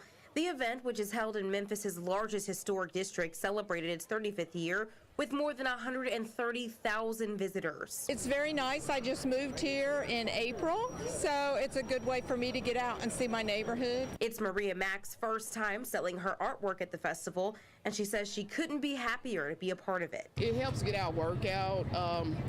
You never know where somebody's coming from. I'm starting over, trying to get back on my feet. And I met so many people this morning, just from 7 o'clock to now. And the day is just beginning, so I met a lot of nice people and truly blessed to be here. Colin Bercier owns 2 dispensaries in Memphis and has been attending and selling his CBD products at the festival for the past 4 years. One of the issues that we face in this industry is the fact that we can't advertise on a lot of platforms. So events like this and get involved in the community is something that we really love to do.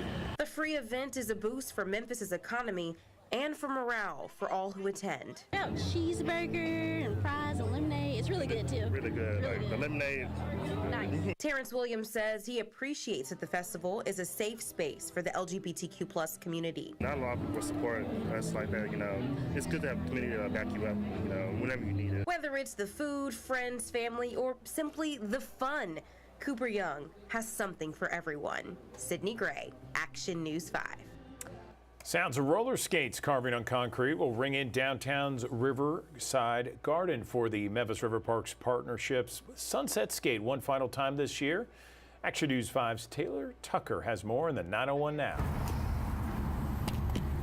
Everybody who roller skates has passion about roller skating. In our community, in the skate community, we are skate addicts. That's what we call ourselves. We are addicted to roller skating. Some call it a hobby, others exercise. Skaters like Coach Ebony Lemus says it's much more than that. There's no drinking. There's you know, you don't have to wear high heels or a tight outfit or anything like that, but you can enjoy the vibes as well as get exercise.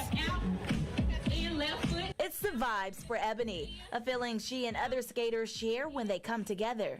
People don't know that how large the roller skate community is here in Memphis because we're so busy out there skating. We don't even have our phones out to record different things. We're just out there enjoying the vibes, enjoying each other, enjoying the music. The last Thursday of every summer month during sunset hours, skaters crowd downtown's River Garden, swooping and swerving. From beginners to those more advanced, solos to groups, and participants to viewers, everyone laces up for a few hours to escape reality. All you hear about is the negativity. All you hear about is robberies, thefts, killings, shootings, all these negative things.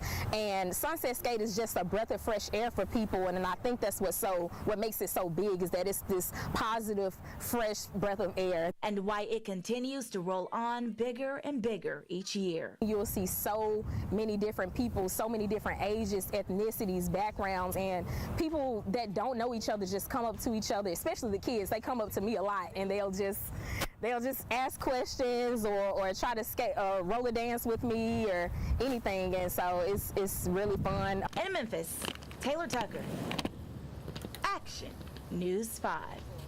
This week, many in the Mid-South will remember a country music legend. It has been 20 years since Johnny Cash died, but a Nashville attraction's giving fans access to the star's life. Marius Payton takes us inside the museum that celebrates the man in black. A seat fit for a king. This chair is the chair that he actually sat in when he recorded this video. Among the many keepsakes of country music legend Johnny Cash. High school report cards, high school senior pictures. To his toys as a kid. And then these were the first toys he ever had, these marbles. To the love letters he wrote while in the military. And this is a picture that she sent him when he was in the Air Force. You'll find all kinds of unique artifacts inside the Johnny Cash Museum. And that's an actual picture of him and two of his high school buddies sitting atop Lookout Mountain. So there's that entire tie-in there. First time he left the small city to venture out. And he also went to the Grand Ole Opry for the first time on this trip.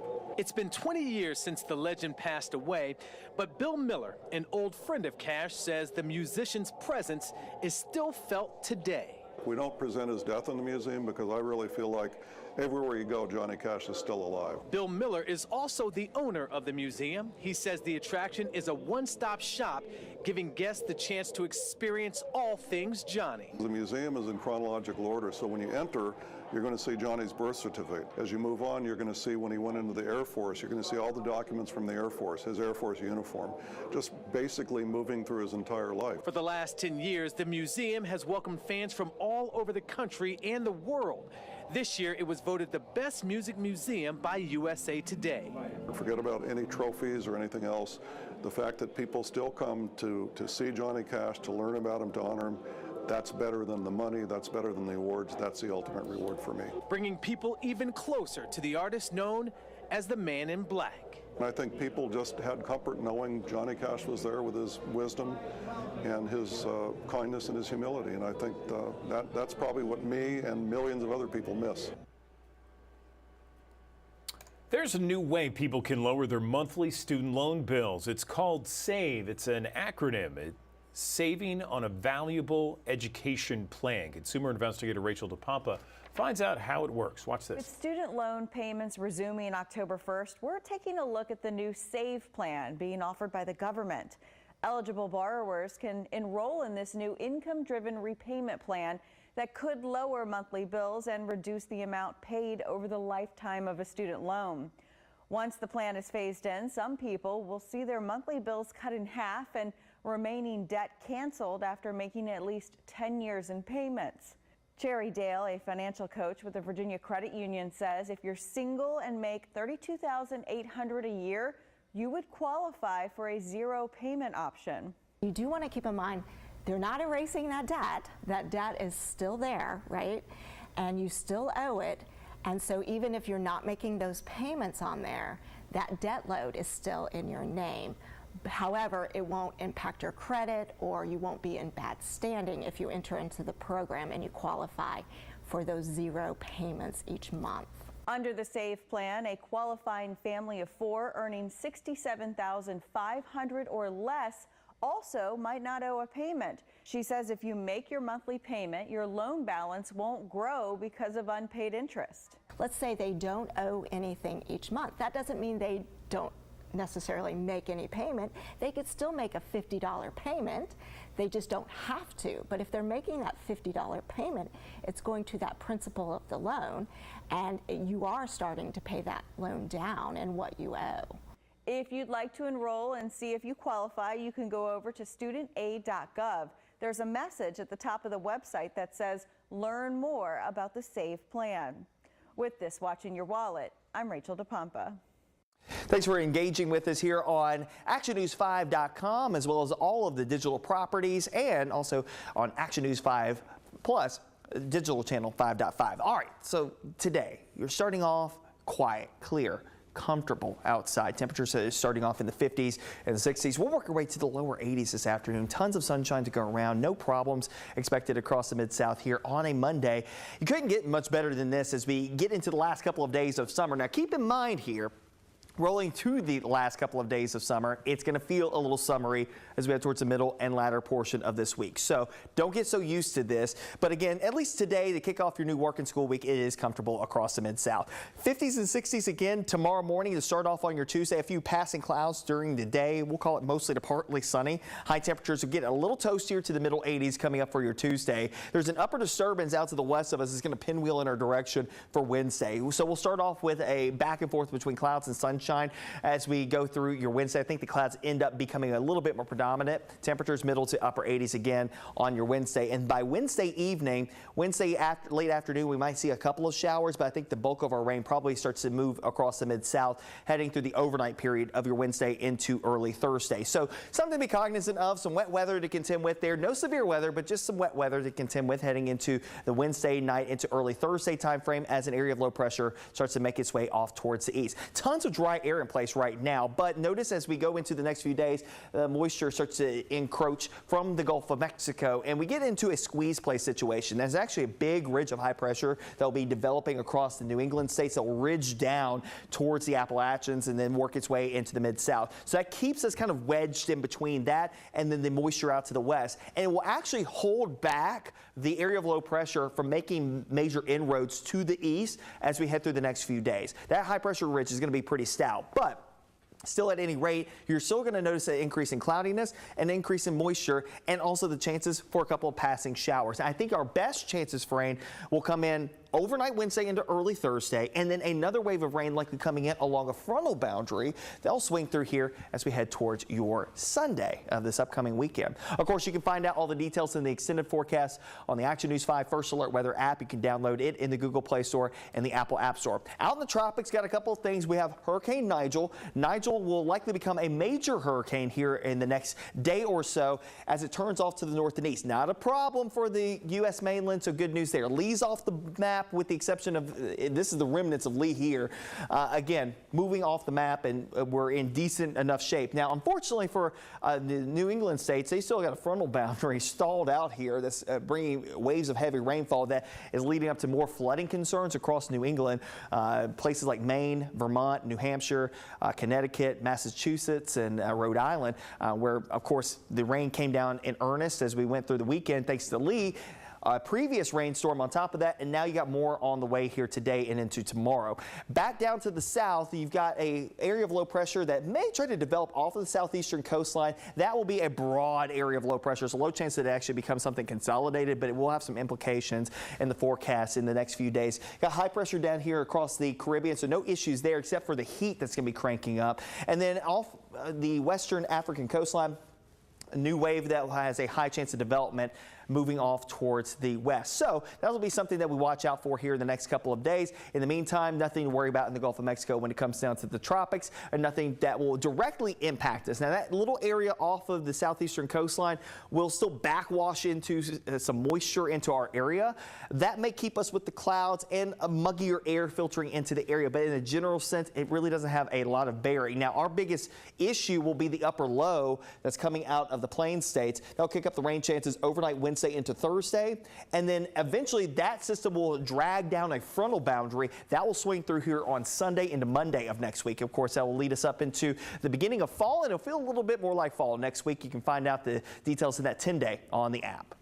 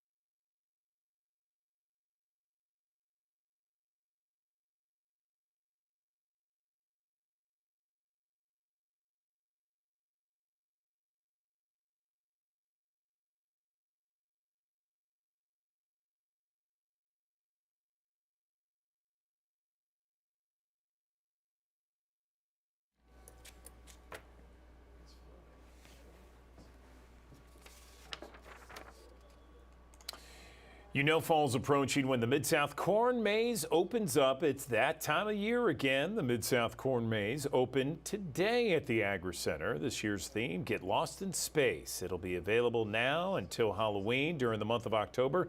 The maze becomes haunted on Friday and Saturday nights.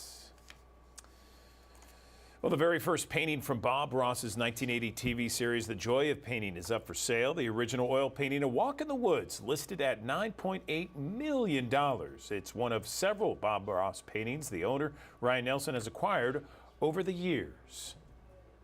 Let's take a look at the latest cover of the Memphis Flyer on newsstands right now. You can see it there. We will rock you. Memphis bands keep bringing the riffs despite national trends. An interesting article written by Alex Green in the Memphis Flyer today.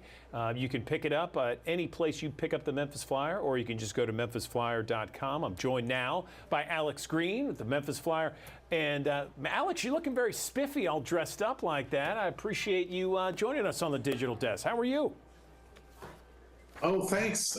Great to be here with this fall weather. You know, I've got to seize the chance to wear a jacket. It's nice. I understand. You cleaned up well, Alex. Let's talk about this this article here, because I saw it's like, I guess rock is on the decline, at least nationally. The trends are nationally, but that is certainly not the case in the city of Memphis. Explain. Yeah, well, rock dominated the pop charts really for decades until about 2017, and I explained this in the story. That was a turning point when hip hop and other forms that could not be considered really guitar-based rock became the most popular styles of music in the country. However, Memphis has always been kind of like Detroit, Memphis has always been a real hotbed of heavy guitar rock sounds. And sometimes that gets obscured in all the, justified celebration of soul music and blues and rockabilly and other styles connected to Memphis history. There's a real thread of really hard rock that has come out of Memphis for decades as well, and that is continuing. I'm curious, and I enjoyed reading your article, and I don't want to give too much away, but when you were checking out various areas and talking to different people to talk about their appetite for rock music, what were some of the factors that they had to say, or perhaps other places had to say that said that it's not going anywhere, especially in communities like Memphis, as you mentioned, Detroit, and some other areas? Why do you think that is? What are the factors that are keeping it a stronghold in Memphis?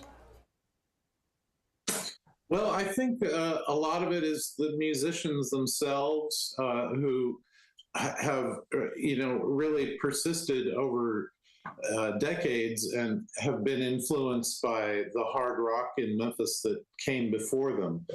Like, for instance, Steve Selvage, he's rightly celebrated as the son of the great Sid Selvage, who was more of a folk singer, you might say, folk into pop.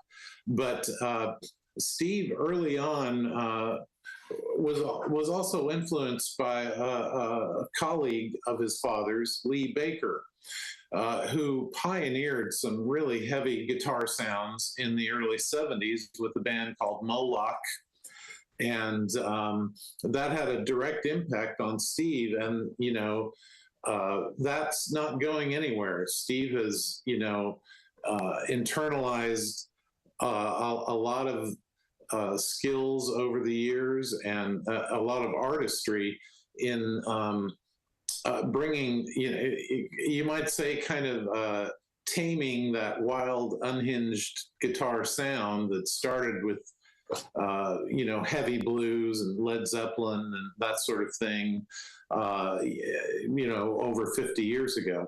But because these musicians were so influenced by those earlier sounds, they're carrying it on, and there are fans to match them, because as long as they build it, the people will come, so to speak. If someone's coming into town for the first time, they want to check out some rock music, where do you suggest they go? Well, I would say Minglewood Hall and the Graceland Soundstage often book national hard rock acts, but it's quite a mix they have, of course. There are local clubs like the High Tone, Growlers, Rail Garden, sometimes Young Avenue Deli, and smaller ones like the Lamplighter and Bar DKDC.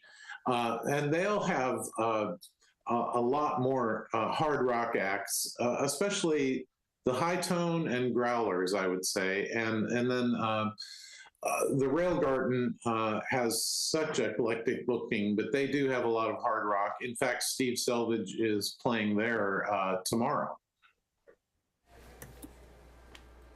You're listening to Alex Green, who's the author of the cover story of the Memphis Flyer, We Will Rock You. And with that story, how Memphis bands keep bringing the riff despite national trends. Very interesting read, of course. And, so many times we hear, Alex, that everything's cyclical. It's going to come back. So now it's a little bit of a dip, but it'll come back in a few years. When do you think that eventually will come back around? Well, I think it was only last year that Dave Grohl of the Foo Fighters was predicting rock would be ascendant again very recently. So there are people speculating on it. It's obviously not extinct by any means. So I think you're right. It'll be a cyclical process, and I would say within, the next 2 or 3 years, we'll see it get even bigger again. Excellent, excellent. Again, check out Memphis Flyer, memphisflyer.com for Alex Green's cover story, We Will Rock You. Alex, always a pleasure to talk to you on the Action News 5 digital desk. We appreciate all your hard work you do to cover the music scene and beyond for Memphis Magazine and the Memphis Flyer. Thanks so very much. Thanks for having me.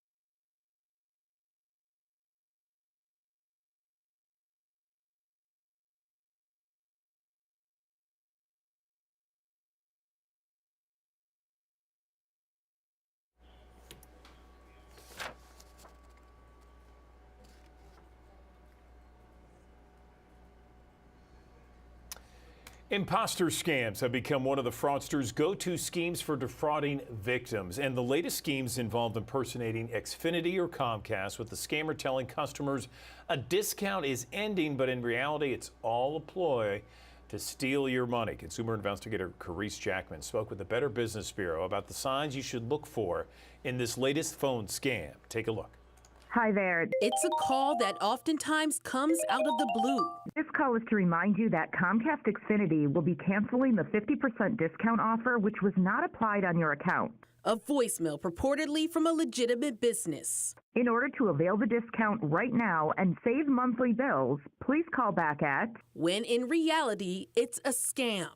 Impersonation has always been a common and effective tactic used by scammers, because a lot of folks don't have relationships with folks at these organizations. This automated fraudster is becoming more common, according to Josh Planos with the Better Business Bureau. This one in particular is very convincing because it's not asking you to pay everything you have in cryptocurrency, right? It's not asking for a strange form of payment. It's merely asking for you to, I believe, pick up the phone and make a phone call. That in and of itself is a little bit innovative, right? Because a lot of scammers are interested in the quick payout and not necessarily in prolonging the experience or asking the consumer to jump through an additional hurdle. We're seeing more and more of these steps to legitimize the process. If the intended victim returns the call, the scammer will then ask for payment. Comcast isn't the first company that's had to deal with this kind of imposter scam. Fraudsters have impersonated many different businesses and even federal agencies. So far this year, there have been nearly 400,000 imposter scams reported to the Federal Trade Commission. Planos says that's why it's important you know how to spot the red flags. The main one, a voicemail telling you they're canceling a discount you've never heard of before. Also, anytime you get a call where the person is asking you to use a specific form of payment, beware. And some of the reports that we have seen with regard to Comcast or this type of scam, masked by Comcast, they are asking for things like prepaid debit cards and wire transfers, which are very rarely used, if ever, and nearly always are a sign that you should tread carefully and proceed with caution. Also, be sure to check the company's website. Legitimate companies like Comcast often share what common scams are out there and how you can protect yourself. They're looking to, hide behind the facade of a reputable organization. So it's a little counterintuitive, but in some ways this is like a testament to Comcast's success as a company. But of course, the company in question wants this situation to go away just as much as the consumer does. Thank you, and have a great day. So the next time you get a voicemail claiming to be from a company, do your research and think twice before calling back. With this Watching Your Wallet, I'm Carice Jackman. College students who join fraternities will shell out hundreds of dollars for insurance required in order to have membership. But our national investigative team discovered the protection they may pay for may be meaningless. Josie Sturman discovered many are able to shift liability for hazing and alcohol incidents back onto its members. Nothing but a bright future ahead. Pictures show Nicholas Maurizio left for college, a bright-eyed young man ready to take on the world. But he didn't come home with that same shine. Cocked his fist back and hit me as hard as he could. I got knocked out completely on contact. The punch that changed him, part of a hazing tradition during Nicholas's first meeting as a brother of Alpha Epsilon Pi in April 2018. It fractured his skull and left him with permanent damage.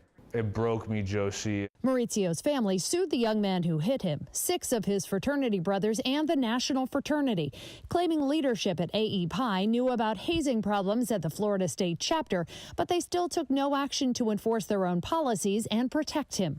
They kind of like to go under the assumption that even though we're a national fraternity, we're not responsible for what our local chapters do. Like, that's their position that they're put in, and I think that kind of skates them away from responsibility most of the time. The top of the fraternity industry has lots of very smart men that take the advice of lawyers with a great deal of experience on how to evade responsibility for the injury and death they cause. Attorney Doug Fearberg says the fraternity system uses secretive schemes and tactics that allow national organizations to assert control over local chapters when it suits them, while also washing their hands of responsibility when it doesn't. How they've done it is outlined in a confidential memo he supplied to our team from a meeting of the Fraternity Executives Association. Is it a smoking gun? It's a gun they never wanted to be seen. The memo outlines a strategy called conscious separation, where national fraternities are encouraged to limit their awareness and oversight of what happens at their local houses, because more involvement equals more potential liability, with executives told prior knowledge of improper acts is fatal. It's the appearance of separation when separation is necessary to prevent individuals who've been hurt or killed from recovering against the entity that should be paying. Who pays began to change in the 80s when insurance companies essentially abandoned the fraternity industry as alcohol and hazing-related deaths skyrocketed. You know, we needed to do something. David Eastlick was once executive director of Delta Kappa Epsilon's national organization and part of the movement to solve the industry's crisis by banding frats together to create their own insurance system. The policies they use generally give full coverage to the national organization, but leave the college students involved virtually unprotected. It's meaningless insurance. They are absolutely paying for nothing. The lobbying group that represents fraternities nationally wouldn't do an interview, but says their members don't provide coverage for actions that intentionally endanger others, break the law, or violate fraternity policies. Other organizations that represent fraternity executives, advisors, attorneys, or their insurance companies wouldn't comment. With the way the fraternities have insulated themselves and played this charade, their mothership has never truly gotten hit financially. The Mauricios agree. They resolved their case against Alpha Epsilon Pi, although the fraternity wouldn't comment further, saying they continue to invest in their health and safety program, working hard every day to educate and train their members and reform risky behaviors.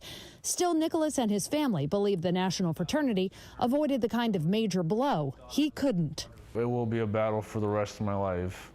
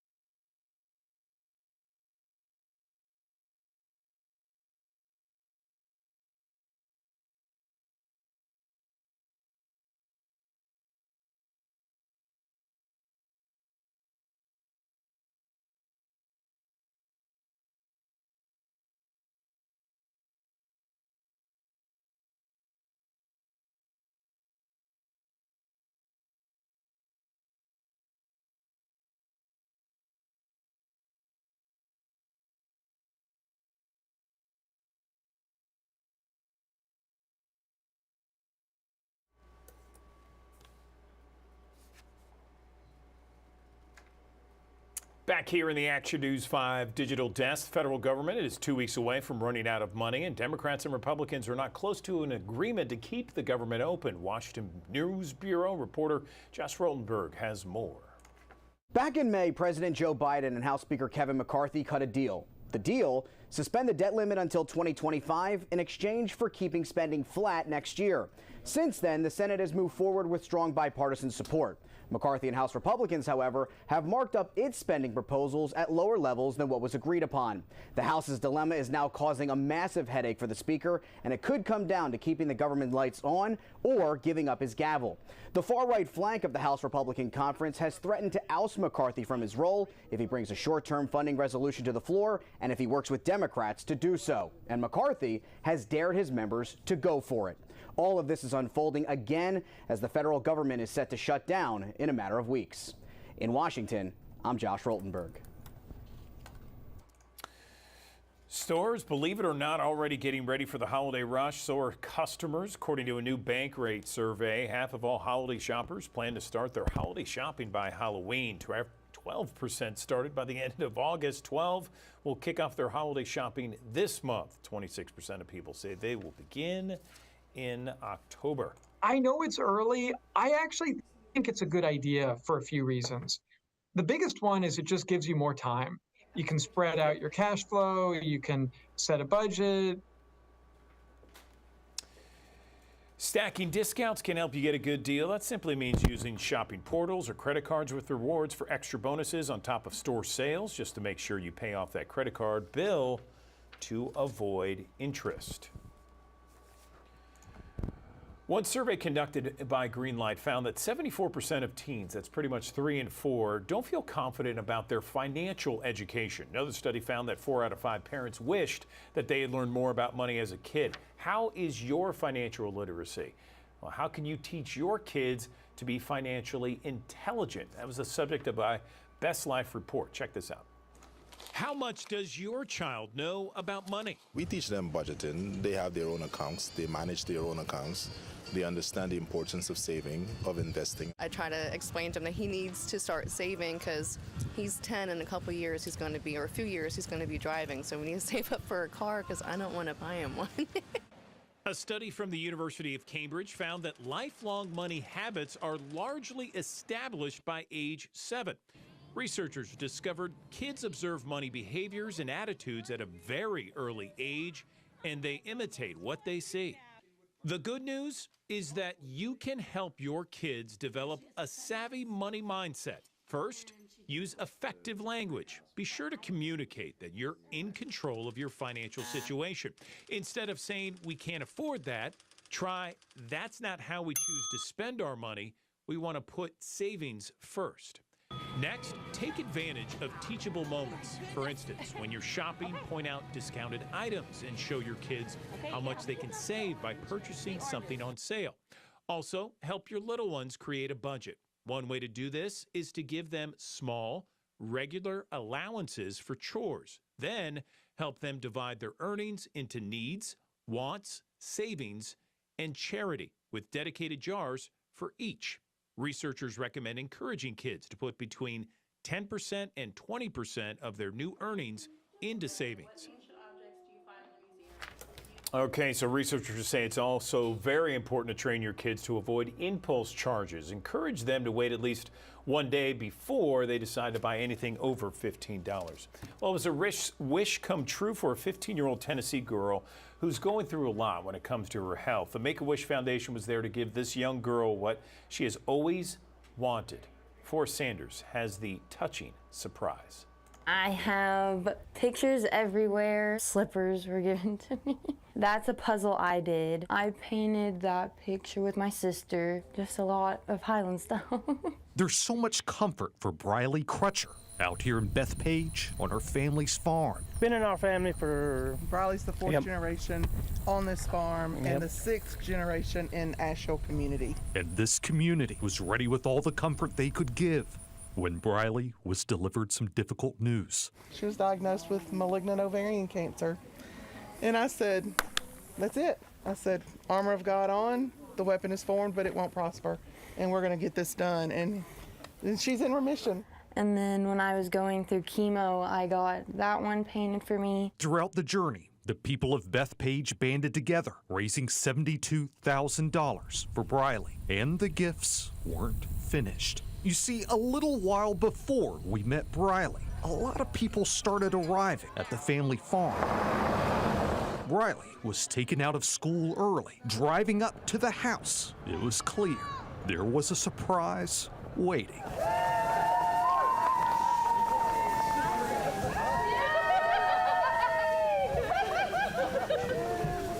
I was like, is that mine or did somebody's cow get over here?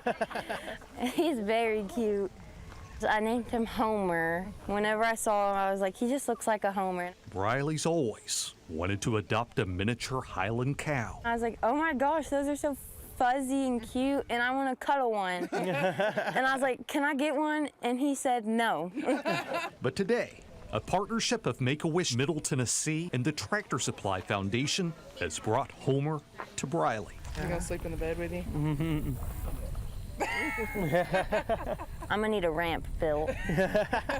Welcome home, Homer. You're gonna love it out here. Very good day. I'm so overwhelmed with happiness right now. Sweet story there. We got another sweet story in a different way. Sweet Shop in Memphis has really a sweet mission, giving dive experience and training to adults with special needs. 5-star story. Kim Clark has more about Bluff City Toffee. About the only thing better than the smell of warm toffee is eating it.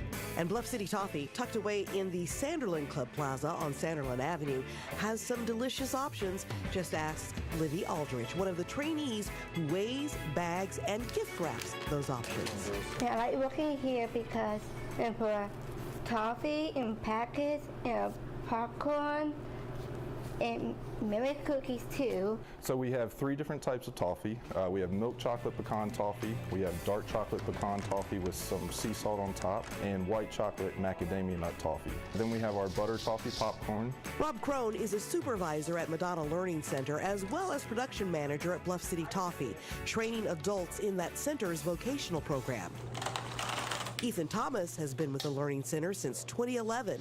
He says he loves it and his job at Bluff City Toffee. I like doing the popcorn. Why do you like doing the popcorn? Because it smells good. Bluff City Toffee is not the only job opportunity available to the trainees at Madonna Learning Center. And so that is a full-on job training program from 8 o'clock to 3 o'clock. Half the day they're at different job sites, and then the afternoon they're at more job sites, and it's different every day. That's one way we kind of get our foot in the door and show companies that it's okay to hire our community. They'll be probably your best employees, they'll be on time, they'll work hard, and they will not stop until the job is done. Crone points out the program is also a great opportunity for the adult trainees to work in an encouraging environment with their friends. In addition to her work at Bluff City Toffee, Katie Olson also works part-time at St. Agnes Academy. And I'm a pre-K teaching assistant. I'm working with 4-year-old kids. And the kids will come to me and tell me, it's Miss Katie. Madonna Learning Center bought Bluff City Toffee late last year. Since then, business has boomed. Around 4,000% increase from sales last year to this year. And it is not slowing down. Crone says online sales are huge with custom orders, corporate gifts, and weddings, but he hopes to get more foot traffic into the store as well. Either way, you can munch on the sweetness coming out of this shop, knowing the people who made the confections did it with love. This main part of being with your coworkers and getting part of the team. We're working hard. I think it's good at working here and help my friends. Bluff City Toffee, another sweet success that makes us proud to call Memphis home. In East Memphis, Kim Clark, Action News 5.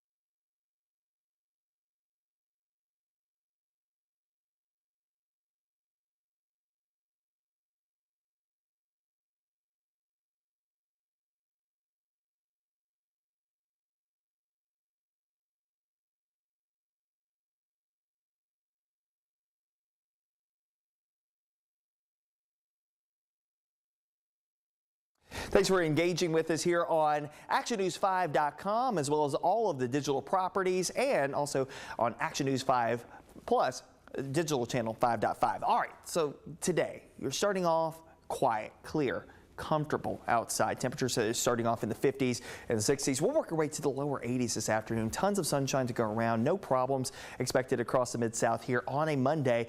You couldn't get much better than this as we get into the last couple of days of summer. Now, keep in mind here, rolling to the last couple of days of summer, it's going to feel a little summery as we head towards the middle and latter portion of this week. So don't get so used to this. But again, at least today, to kick off your new work and school week, it is comfortable across the Mid-South. 50s and 60s again tomorrow morning to start off on your Tuesday. A few passing clouds during the day. We'll call it mostly to partly sunny. High temperatures will get a little toastier to the middle 80s coming up for your Tuesday. There's an upper disturbance out to the west of us that's going to pinwheel in our direction for Wednesday. So we'll start off with a back and forth between clouds and sunshine as we go through your Wednesday. I think the clouds end up becoming a little bit more predominant. Temperatures middle to upper 80s again on your Wednesday. And by Wednesday evening, late afternoon, we might see a couple of showers, but I think the bulk of our rain probably starts to move across the Mid-South heading through the overnight period of your Wednesday into early Thursday. So something to be cognizant of, some wet weather to contend with there. No severe weather, but just some wet weather to contend with heading into the Wednesday night into early Thursday time frame as an area of low pressure starts to make its way off towards the east. Tons of dry air in place right now, but notice as we go into the next few days, moisture starts to encroach from the Gulf of Mexico, and we get into a squeeze play situation. There's actually a big ridge of high pressure that will be developing across the New England states that will ridge down towards the Appalachians and then work its way into the Mid-South. So that keeps us kind of wedged in between that and then the moisture out to the west, and it will actually hold back the area of low pressure from making major inroads to the east as we head through the next few days. That high pressure ridge is going to be pretty stout, but still, at any rate, you're still going to notice an increase in cloudiness, an increase in moisture, and also the chances for a couple of passing showers. I think our best chances for rain will come in overnight Wednesday into early Thursday, and then another wave of rain likely coming in along a frontal boundary. They'll swing through here as we head towards your Sunday of this upcoming weekend. Of course, you can find out all the details in the extended forecast on the Action News 5 First Alert Weather app. You can download it in the Google Play Store and the Apple App Store. Out in the tropics, got a couple of things. We have Hurricane Nigel. Nigel will likely become a major hurricane here in the next day or so as it turns off to the north and east. Not a problem for the U.S. mainland, so good news there. Lee's off the map with the exception of, this is the remnants of Lee here. Again, moving off the map, and we're in decent enough shape. Now, unfortunately for the New England states, they still got a frontal boundary stalled out here that's bringing waves of heavy rainfall that is leading up to more flooding concerns across New England. Places like Maine, Vermont, New Hampshire, Connecticut, Massachusetts, and Rhode Island, where, of course, the rain came down in earnest as we went through the weekend thanks to Lee. Previous rainstorm on top of that, and now you got more on the way here today and into tomorrow.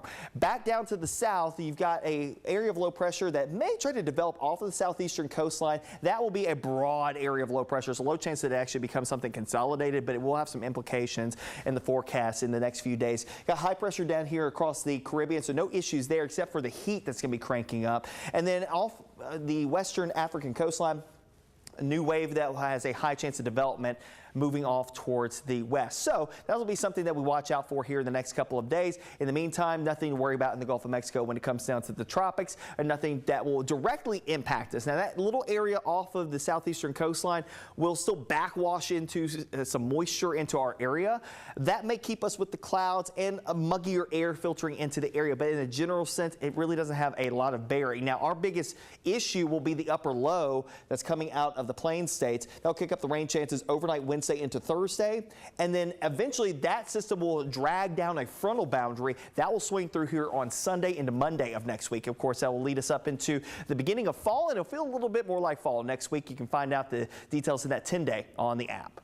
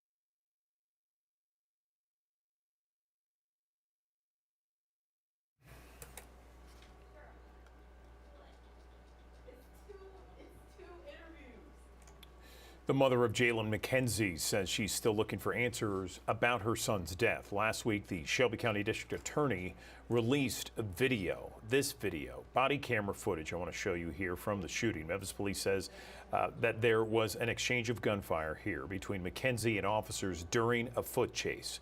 Saturday, she said MPD is not being transparent enough about her case and other investigations. I just want to know what happened to my son. I'm not asking for a lot. I think that this is not, you're not doing me a favor to tell me what the truth is. Your job is to tell me what happened to my son.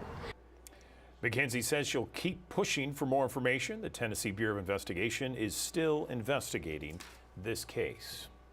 25% of Americans over the age of 65 will fall, and a lot of times it'll lead to fatal injuries for older adults. Today kicks off Fall Prevention Week. We share some simple ways on my morning's Best Life report about ways to protect yourself and your loved ones from falls in your home. Take a look. I was walking from the living room to my bedroom, and I fell into the kitchen.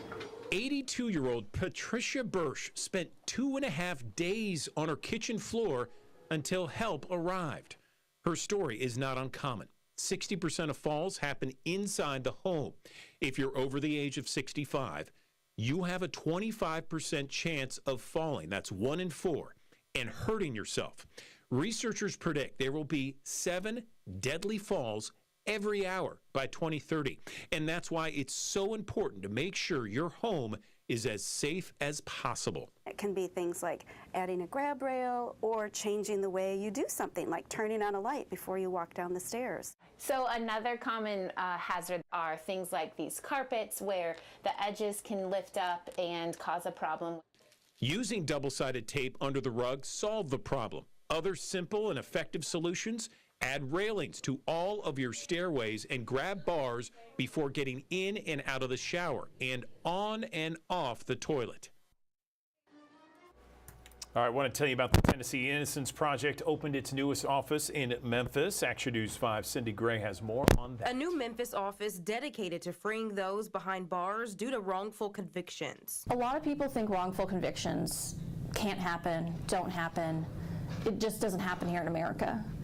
But the reality is that we don't get it right 100% of the time. Tennessee was one of the last states to have an innocence organization launching in 2019. Executive Director Jessica Van Dyke says of the 700 written inquiries, 110 have been from Shelby County. We get more applications for assistance from Shelby County than any other jurisdiction in the state, overwhelmingly. She says their work gives clients $1 million defense most could not afford. We investigate the case, we collect all of the records, we litigate for years if necessary. We have a case we've worked on for 9 years, we have a case we've worked on here in Memphis for 4 years. We will litigate the case till we get the result that we need to see. That work takes many people, expert witnesses, and investigators. Van Dyke says wrongful convictions typically happen because of witness misidentification and junk forensic science. So far, they've gotten 5 full exonerations with clients who've spent a combined 119 years in prison. They're getting to see their friends, their family. I mean, the little stuff that you and I take for granted, running to the grocery store, going out for ice cream, all of those little moments in life, our clients who are innocent behind bars, I mean, they're not getting those moments. She says they're eager to continue their work in Memphis. We saw real issues that made us think we need to be here, boots on the ground every day, being able to work and investigate these cases. Sydney Gray, Action News 5. A locally owned coffee shop is expanding outside of its Whitehaven roots into Uptown. Taylor Tucker has more about Muggin' Coffee. Do you want a medium or a large? Do you want it hot or do you want it iced? Do you want it, do you want a lot of caffeine or a little caffeine? Sweet or not sweet? We do that. We make it real simple. No matter how you like your cup of joe, making coffee accessible to everyone is a flavor in mind. A lot of times when we go to different coffee shops, they have these fancy names and, you know, weird mixtures or whatever, but we don't. Anyone who doesn't know anything about coffee can come in and order from Muggin, and most of our employees actually have no coffee background. For Muggin Coffee House, serving the Whitehaven community since 2020 has been all about bringing community back to the community. Everywhere we go, we make it better. We're able to give jobs, we're able to give out scholarships, we're able to help everyone around us. Now to Uptown they go. In addition to its Whitehaven location, the new Uptown location will serve its Zip and Pippin, Muggin, Maine, and more importantly, its sense of community. We have good coffee. There's no gimmicks. We don't have to make a commercial. We don't have to have crazy artwork on our side of our buildings. It's a beautiful, beautiful location. It's a whole vibe. That's why they say they are a star in the community, strategically placing their shops in your neighborhood, a vision they plan to grow.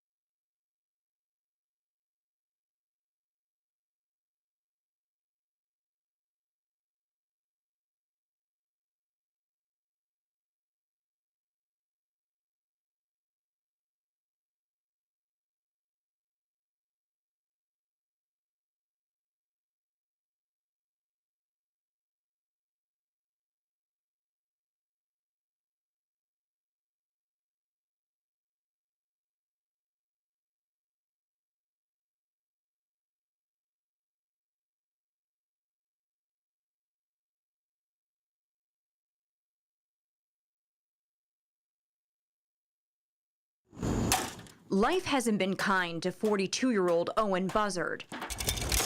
We found him scrapping metal on a vacant lot in South Memphis and then spoke with him at a nearby park where he told us he's had a rough life since childhood. But one incident in particular, just over 4 years ago, pushed his life further into chaos and grief. It's been a downward spiral since that. The night he met former Memphis police officer Colin Berryhill. How you doing? Body camera footage obtained by the Institute for Public Service Reporting and shared with Action News 5 shows Buzzard being stopped by Officer Berryhill on the evening of April 10, 2019. According to Buzzard, he turned his truck around to the opposite lane of traffic moments after he left his house. He thought scrap metal had fallen off the load he was hauling. He pulled over when he saw Berryhill's blue lights. When the officer asked for Buzzard's license and learned it was suspended, Berryhill told Buzzard to exit his truck. Step out the car for a second. My license suspended. When? Step out of the car for me. You're not going to jail. I'm detaining you. For what? Step out of the car. That's it. Don't drop your phone, man. I just told you. The footage shows within moments, Berryhill put Buzzard in handcuffs and began walking him to his patrol car. You got any weapons or anything on you? No, man. Hey, I don't know what you're doing, but cut it. Get your hand. There was a scuffle and Buzzard fell to the ground. Berryhill then tased him in the abdomen while Buzzard's hands were cuffed behind his back. You can hear Buzzard's girlfriend yelling in the background. Berryhill then called for backup, saying Buzzard was reaching into his pants, which Buzzard denied. I didn't reach in my pants. I was pulling up my pants. When the supervisor arrived on scene, Officer Berryhill gave his version of events. And I didn't know if he had a weapon or not. And the only thing available to me was my taser because I was down on this side. No weapons were found on Buzzard that night, and he maintains he was simply trying to hold up his pants while handcuffed. And I got hit with a taser. I thought I was getting shot when I heard the gun go off. Were you afraid for your life? Yeah. What Buzzard didn't know at the time was that Officer Berryhill had a history of firing his taser. And on that night, the lieutenant on scene informed Officer Berryhill that his brothers in blue had given him a new nickname. By the way, you got a new nickname. Biffle gave it to you. What is that? It's Taser Face. What do you think of everyone laughing? I think it's very disrespectful and unprofessional. Documents obtained by the Institute for Public Service Reporting show Berryhill had used his taser unnecessarily on 3 separate occasions. The first was on a juvenile in 2018. Berryhill tased the teen in the back after he'd ordered him to walk away. I'll wait till he turned around. He was still getting him. I took him to the ground. Why are y'all surrounding me, though? Berryhill used his taser again in 2019. We ain't trying to jump on you. When Memphis police were called to a home after a 21-year-old damaged his parents' front door and said he was depressed and had been drinking. Please, man, no, please. His arms were held by 4 other officers, and MPD's internal review later determined he didn't pose a threat when Berryhill used his taser. That incident occurred just 6 days prior to Berryhill's encounter with Owen Buzzard. And only after the case involving Buzzard did Memphis police look at all 3 cases and find Berryhill's use of force excessive in each one. In an interview with the Memphis police deputy chief, Berryhill explained he tased the juvenile because he would not comply. He said he tased the 21-year-old because he wanted to incapacitate him. And he used his taser on Buzzard, he said, because of the strength and suddenness Buzzard used to step away from him. But even after MPD determined Berryhill should not have used his taser in each case, his disciplinary hearing wasn't scheduled until a year later. And this internal file states Berryhill abruptly resigned the night before that hearing. In his resignation letter, Berryhill said after 11.5 years with Memphis police, he and his family were moving, and he was starting a new career in the near future.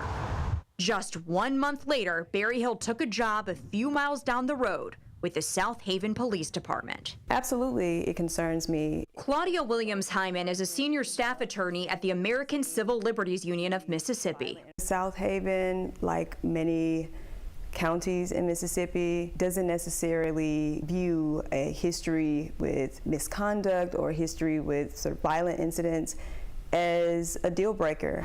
The South Haven police chief, Macon Moore, agreed to an on-camera interview to discuss the department's hiring practices, but requested that we talk off-camera first.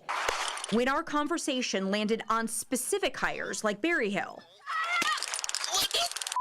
the chief backed out of our interview. The South Haven Police Department has about 155 police officers on staff. We found 6 names that matched former Memphis police officers. Now, Chief Moore says most of his police officers have never been in law enforcement before, and those who have, his staff will speak with their previous employers. Chief Moore says he would never hire anyone with an unacceptable disciplinary record, and pointed out that Berryhill had never been disciplined. Again, that's because Berryhill abruptly resigned before his disciplinary hearing could happen. But another of Chief Moore's officers was disciplined for excessive force while working for MPD. Former Memphis police officer Brandon McLean was suspended without pay for a month because he violated MPD's excessive force policy after he put a handcuffed prisoner in a chokehold, used his hand to strike the subject's face, and said he wanted to or would kill the man 7 separate times.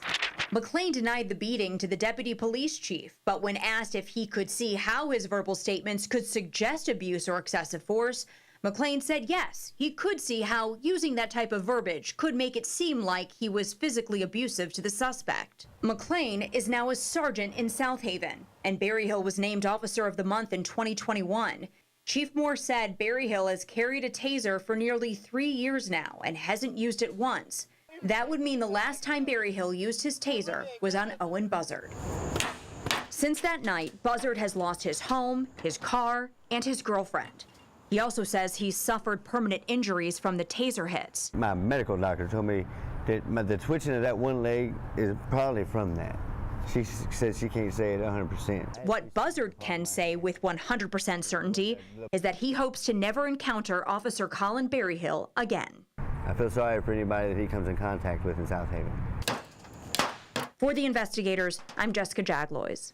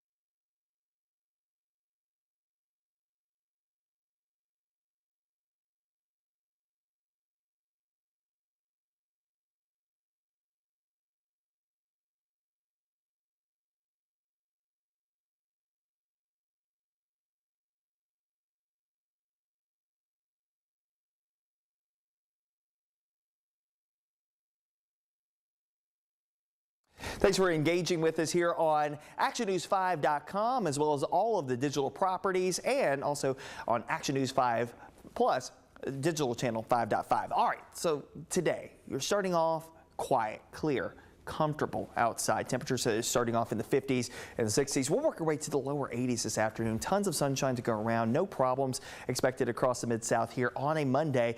You couldn't get much better than this as we get into the last couple of days of summer. Now keep in mind here, rolling through the last couple of days of summer, it's going to feel a little summery as we head towards the middle and latter portion of this week. So don't get so used to this. But again, at least today to kick off your new work and school week, it is comfortable across the Mid-South.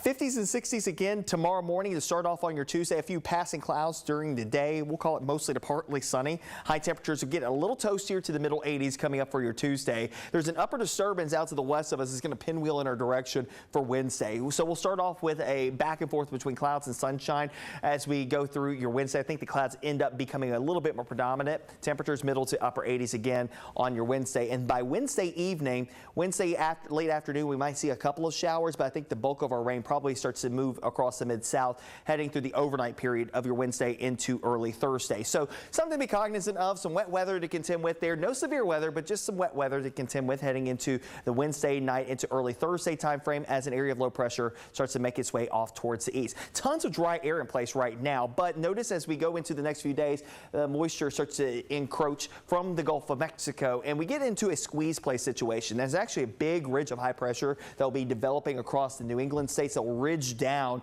towards the Appalachians and then work its way into the Mid-South. So that keeps us kind of wedged in between that and then the moisture out to the west, and it will actually hold back the area of low pressure from making major inroads to the east as we head through the next few days. That high pressure ridge is going to be pretty stout, but still, at any rate, you're still going to notice an increase in cloudiness, an increase in moisture, and also the chances for a couple of passing showers. I think our best chances for rain will come in overnight Wednesday into early Thursday, and then another wave of rain likely coming in along a frontal boundary.